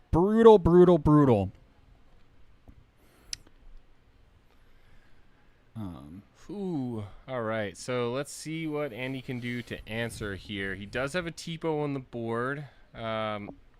We could see a Smash come down along with the Tipo to take out that Daisy Duck. It wouldn't be the most efficient trade, but it is an answer. But we did see a Smash inked early on, so I wonder if Yeah, he even but has I mean, those. Andy is a key point here is to ramp, because he wants to find his later answers. So he's not running that hook. He's not running any like low to the ground package here. He wants to, one jump, how far I'll go into his, higher targets, those tinks, Absolutely, yeah. It looks like he only has 2 smashes here. You're absolutely right. No hook, nothing too impactful. And early I don't on. even think he's running Smee either. Yeah, no Mr. Smee. It's all ramp here, So Amir is going all gas on questing. Andy is going all in on ramping earlier to try to find those answers, which has been super successful for him. So you see here, he plays the Fishbone, inks, plays 1 jump ahead. He's able to ramp to get to those higher answers, letting Amir quest a little bit, hoping to find those. And I think that is that a Simba? It may be. Hard to see there with the glare. And then a Chernobog's Followers comes down, and we're going to quest with all 3 here. And he's going to get 2 looks at the top of his deck. Lucky Dime in the bottom. And the Tinkerbell. That is a decent pull there for him. But yeah, this is looking a little rough here for Andy. He inks the Tinkerbell, plays the Tinkerbell, and is that his whole hand? His hand is empty now. He does get some reprieve. You said earlier questing a little bit, Vince. I think that is a bit misleading. It's quite a lot of bit that he is questing. I mean, that's fair. But That's totally fair. Andy passing over to Amir. Yeah, so that is that Simba. We are inside here, I promise, but it's almost like the lighting has changed over time as the day has gone on. Like the sun is setting on this table or something. I swear the lighting was much better earlier, right? Yeah. I am not a lighting technician, so I don't really know what's going on. It's also our first stream. We've got some things we can improve going forward. They're questing with everything on board, I think. Yep. Question for 5 to go to 13 here. We see 2 cards flipped over. I didn't so one quite catch was them. the I think Simba that he techs in here. Yeah, Simba, son of Mufasa. Yeah, great card. Used that to great effect in an earlier match where he played that to get rid of the Amethyst Chromacon in a very similar matchup here. So I wouldn't count Andy out. I know this is a tough match here, but he has found his way out of this type of match here before. Yeah, he really needs to get rid of that Simba. So if he hadn't inked the other Tinkerbell, playing a second Tinkerbell would put Simba in Tipo range. Take out Simba with Tipo, and now you can use Tinkerbell to take out the Daisy and put the extra 2 on the the Fox there and clear the whole board. Yeah. But we'll have to see. He did ink that Tinkerbell earlier. He does run 4 of them, but he is, I'm certain, going to run this Tink into the Daisy. Oh, he can't. He has the bodyguard there. The bodyguard right? there, yeah. So that's why I'm saying we need to get the bodyguard out of the way so he can run it into the Daisy. Right. Otherwise, the Daisy lives. And so he can run the Tinkerbell into the Simba, put 2 on the Daisy, and then run the Tipo. And Tipo still survives. They will end up trading the Fox for the Tinkerbell next turn. Yeah. That might be the play line. That may be it. We don't know what is in his hand entirely. Yeah, looks like he's taking that play line, adding 2 to the Daisy, fishing with Tipo. Tipo survives. Oh, use the Fortisphere on the Tipo and force if they want to, so they can't trade the Tinkerbell. Ooh, that would be that'd be an interesting play line there. But he still has all of his ink. He still has an ink for turn and a Fishbone. Right. Yep. So, but he only has 3 cards here, right? So he's deciding what is he doing between these. Oh, he inks the Baboom. Baboom. Interesting. And then the Sheriff of Nottingham comes down. 7. Wow. What a card. Even in it, this deck has 14 items. That is not nearly enough to be running the Sheriff, but wow, what a good card.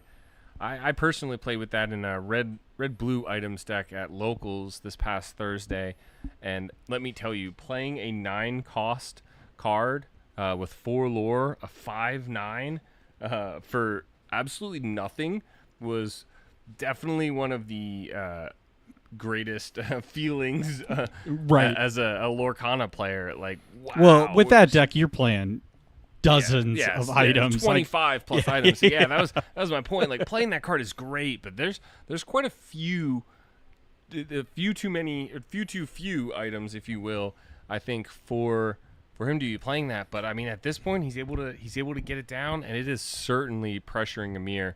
But we do see the knowledge and wisdom in Amir's hand. Which that we know came in clutch in the quarterfinals.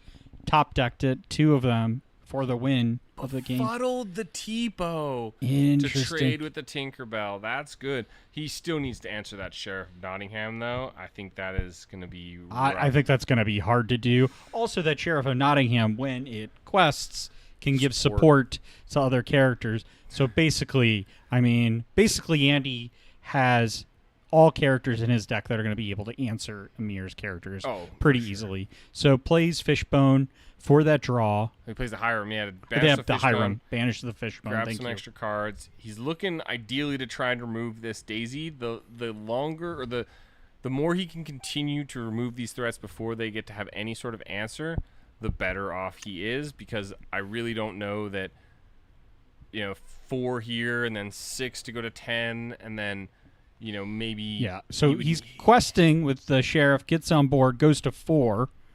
He's still a little behind pace, I believe. A little behind pace, but I think, too, if he gets that Hades. Oh, for the blue. What a top deck for that. Wow. I honestly think that was a misplay from Amir playing that blue after he saw the Hades come It's up. too late. Is he trying to consider taking it back? He can't take it back now. Too late. Maybe he was considering bodyguard mode or not. Yeah, but it doesn't matter. It really doesn't matter. That Hades is such a good answer to that blue. Rough. So rough. Honestly, at this point, it looks like he has the problem is Chromacon and the Knowledge and Wisdom. Yep, takes care of that Hades. See, the problem is he takes care of the blue. He needs the Sheriff to take out the Daisy, and it stops his 4 lore here. So having a way to take out that Daisy would be considered Well, you better. can quest. Oh, the support. You're right. We just support. talked about this. But it looks like he attacked. And so I definitely think that was a misplay on Andy's part there. For sure. Just run the Hiram the Tipo. or the Tipo, whatever. Chromacon gets that extra draw. But at this point, Andy is on 9. Maleficent. Amir is on passes. 4. But we know he has that Knowledge and Wisdom. We also know Andy has that. I believe he still has the Simba in his hand. It looks like he has got 2 Knowledge and Wisdom in his hand. That's all he has. That's all he has is 2 Knowledge and Wisdom. Okay, but Booms takes care of that. Amir cannot now win with the Knowledge and Wisdom. And he doesn't, even a top deck of a goat, he doesn't have the ink for it. He's only got 4 ink, and we've got 9 from Now, Andy. does Andy play his Simba to banish the Amethyst Chromacon? Nope. He plays the Ariel plays the Ariel which instead. is actually not even triggering here because of the Chromacon. Because of the Chromacon. He didn't have the Simba in hand. Unless he inked it earlier and we didn't must have inked it, and we didn't see it. 4, 5, 6, 7, 8. Yeah, it goes to 8. And he puts lethal on board. I don't think there's an out here for Amir. I think this one's... Yeah, I think this is game. He's looking for answers. Even if he were to get a 3rd Knowledge and Wisdom, he doesn't have the ink to be able to play it. He's going to play both of them just to show what he had and say... Yeah, good game. It does look like we're going to go on to... Andy takes that down game 1 to Andy. What a game.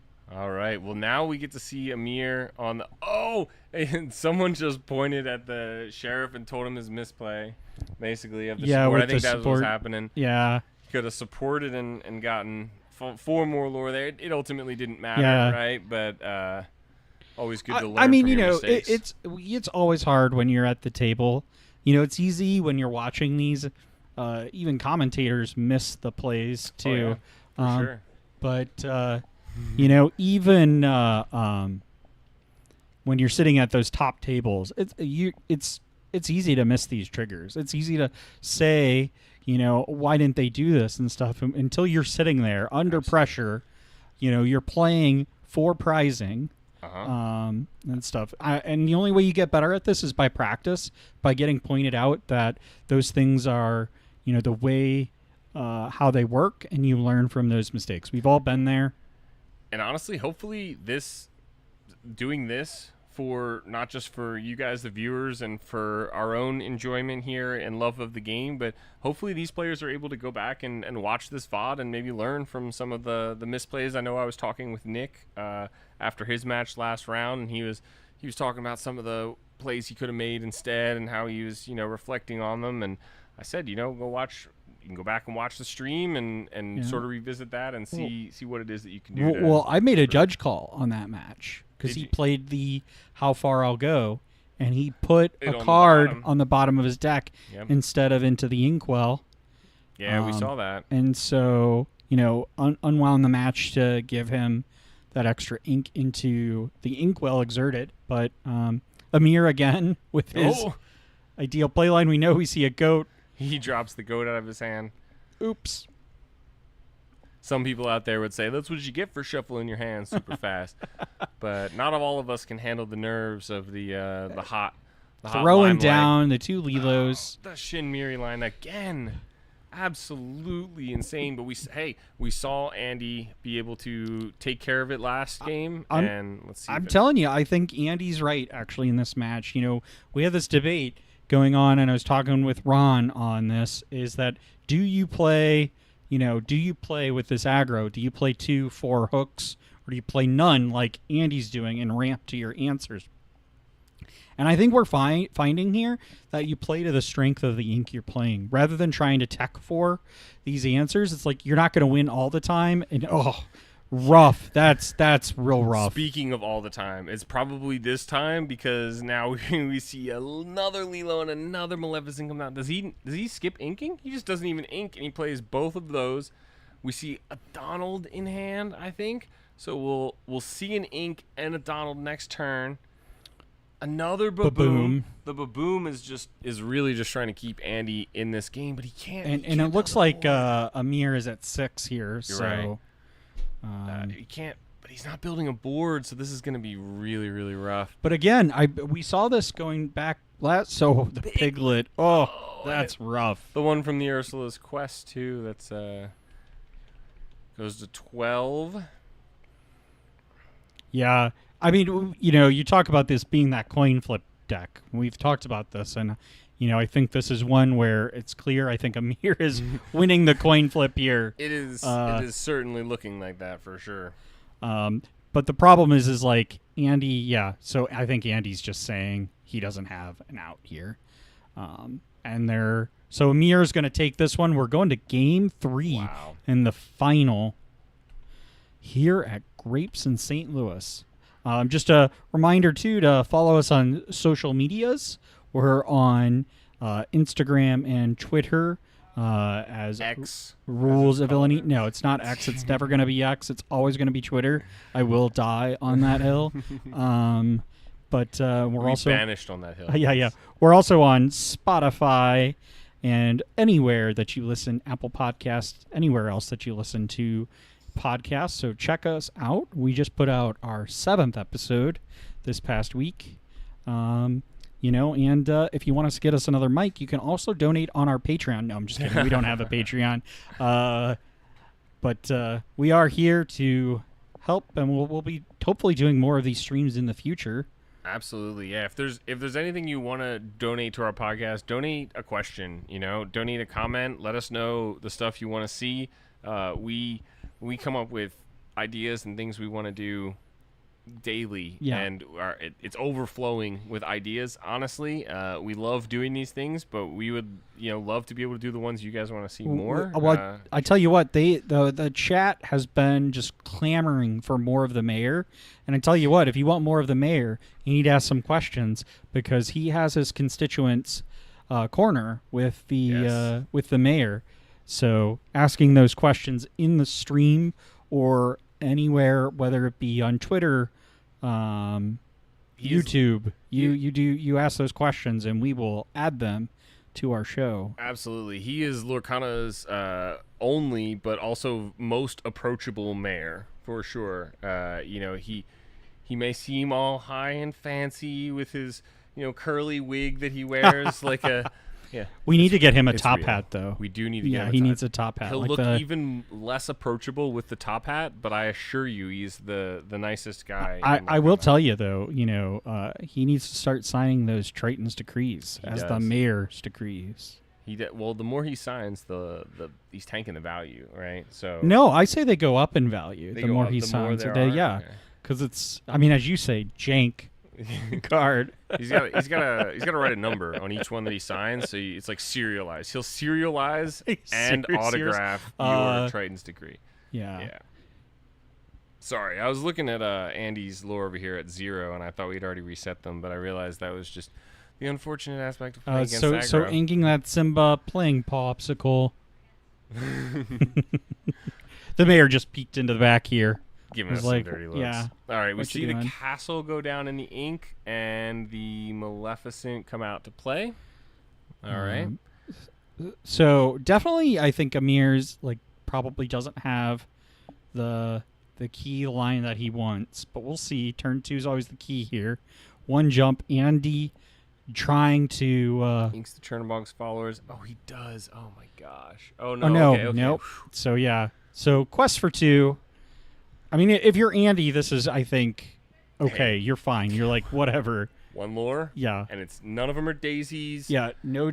One less lore than the Shinmir in line. You are it. Hey, you'll take what you can get, right? Yeah. You will take anything that you can get here. So, did we see? Is Andy still considering his turn, or did he ink and pass? Okay, no. No, is he's still thinking. I Okay. mean, you got to keep in mind. I mean, I will say, some of these decks are harder to pilot than others. Like, I mean, Amir's a good player, as we can see, he's at the top table. But the Amethyst Amber deck, there aren't as many decision points in that deck. Of course. I wouldn't say it's so autopilot, but it is. I would. It is a much more, I think, a much easier play line, and he's got a lot of optionality, choice decision trees to make here.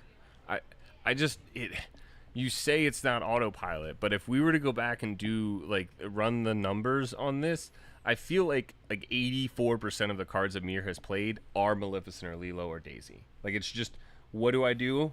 Play one of these cards. Do I have Right, Daisy coming down, Piglet looks like coming down. Goodness. Quests for 5. Go to 7. Let's go to 7. We are in desperate need of Grab Your Swords. We are Yeah. in Grab Your Swords range. A Tink would also be helpful here, I think, too. Doesn't take care of that Daisy, We can't but get the Tinkerbell this round. I think we're only at 4 ink. Oh, Oh, no, he there we was at go. 5 ink. There we go. grab your swords. Okay. So that takes care of everything but the Daisy duck. But the Daisy Ink, pass, and... slows down Amir, plays Popsicle, inks a bell. It plays the Fortisphere, yeah. I mean, plays the Fortisphere. Yeah. Same thing. It's a steel Yeah. It's just a It's a steel one drop. popsicle. Yeah, just steal Popsicle. I got a Popsicle. Quest for 2. I Amir got a goes to rock. 9. Andy picks up Ariel Nice. on the Daisy. Bounces. Okay, to keep but it safe. doesn't have enough ink to play it again. Well, the Amber Amethyst decks and Amir in particular here has been running very lean, if you will, with the ink. I think it was last game where he went to 2 ink and didn't ink on turn 3 because he didn't need it. And then here again, just he's only at 3 ink Another and he might only need to be there. Getting some more draws, some more options here from Andy. We see the Ariel come down. Ariel comes down. Now that's a 5 lore turn. guaranteed 5 lore return. Does he have the dime? I can't see if he has the dime in hand. It does. However, that Ariel does die or get banished by that fox. So it is not. He's at 10? How did he go to 10? Yeah, I'm not sure. Did we miss? Maybe we missed.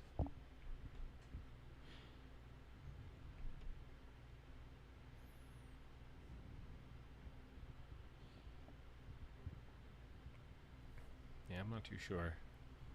If anyone knows, let us know. It Here. looks like he was at 9 before he quested with the Okay. Fox. I was just reviewing the end footage here, so it looks like we were just behind on our end. All right. So it looks like he's contemplating between this blue in his hand and. Thanks, Brad. We knew that. We meant how did he go from 7 to 9? Yeah. Plays the blue down. Does But play we have seen Andy's answer to this, which is the Let It Go line or the Hades line. Yeah, and he has 2 Hades, 3 Let It Goes. So definitely a possibility that we see this come out from Andy here. And send it Question is what's Andy's first play line here? So we've got 5. That's the Let It Go. Yep, the Let there It we Go go. on the blue. See, now the problem is the aerial just trades, right? So is he going to let the Fox trade into the aerial and take the 5 lore? I think he's going to take the 5 lore And here. that's not terrible. I'm not. I mean, the longer this upset about goes, the that. more Andy Yeah. is going to be favored in this match. And honestly, it really stinks to have to use aerial as bait or something like that. But really, this is one less lore that Amir is getting, right? Right. By being able, to force him. Looks into like that he's trade. got playing the daisy down. Piglet. Oh, the Oh, he's knowledge and gonna- wisdom. Knowledge and Okay. wisdom go to 12.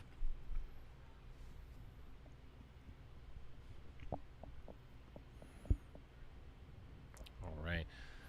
So Andy definitely needs to build his board back up here. Something like a Tinkerbell would be quite the threat. I think, do we see another knowledge and wisdom in Amir's hand? I mean, I wouldn't be surprised. Seems like he has them. So there you are. There's the your Tink. Tinkerbell. Definitely puts pressure and threat. And what it does is it means that he can't quest with Daisy Duck and commit another character to the board, like Right. a Lilo or a Maleficent, or even a Chernobog's Followers, Piglet, because it will simply be taken out by Yeah. that ping damage from the Tinkerbell. You know, Oh, Donald. We see the Donald in his hand. Bodyguard Donald. So he's doing the math here. That would be 3. Okay, so 3 to go to 15. Plus Yep. he knows he has the knowledge and wisdoms in hand. Puts a 1 jump on the bottom of Andy's deck. Not the worst thing to Actually, happen. that's great. Yeah, for it's like I'd Andy. much rather have that 1 jump at the bottom of the deck. Allows you to pick up something hopefully a little bit better. I It didn't looks like see. he top decked a 1 jump. I don't know. Maybe it's just because you put that picture into my mind, but the shadowy figure I saw come out looked honestly like another 1 jump. Well, at least 1 went back under the deck. All right, so take out the Donald, 2 on the Daisy. I'm assuming he's got like a Baboom or something here. I think he does run 1 Avalanche. He may have another Tink to play on the board here. Oh, Yep, and that's another what Tink, comes even down better. another. Even better.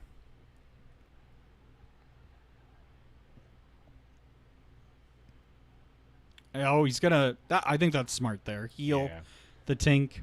He protects it from a Fox. Yep. Because at this point, he could play like Maleficent Lilo, bounce it, and then play the Maleficent Lilo again and trade the Fox into the Tinkerbell. Although, really, There's 2. knowledge Lore wisdom. goes to 17. yeah, Amir just needs to try and get free lore at this point. It looks like he doesn't have anything to commit to the board, unfortunately. Yep, Is that a his fox and it a looks snake in a hand? Fox and snake in hand. Oh, that's unfortunate. Yeah, he that's- does still have quite a few turns. It'll only take him 2 at this point to win the game with a knowledge and a goat. Oh, the Sheriff.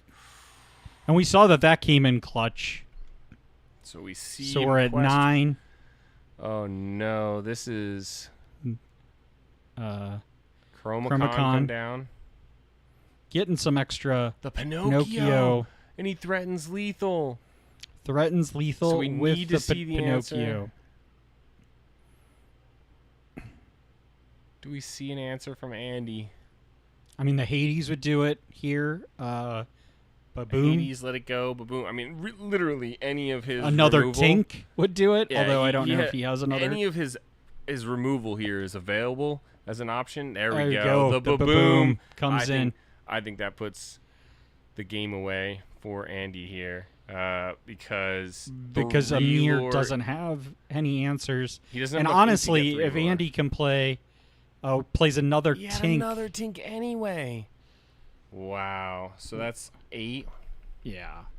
And now he ties it up at 17. And I don't think Amir has enough ink to get. He has 4, so 2 knowledge and wisdoms. Is Two what two is what knowledge he and needs. wisdoms, but he's not going to be able to have it. Yeah. The Chromacon. What a Use game. Your Chromacon. What a game.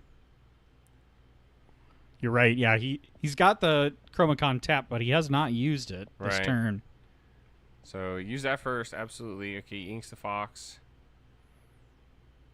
And that's it. That's game. Oh, he does. Yep, but he didn't. There's no answer It didn't there. matter. Didn't matter. Oh, wow. So Andy is going to be our victor for this Ursula's Return Set Championship second chance. Absolutely. So, but He gets himself the Ursula Set Champ Playmat. They Yeah. both got a card here.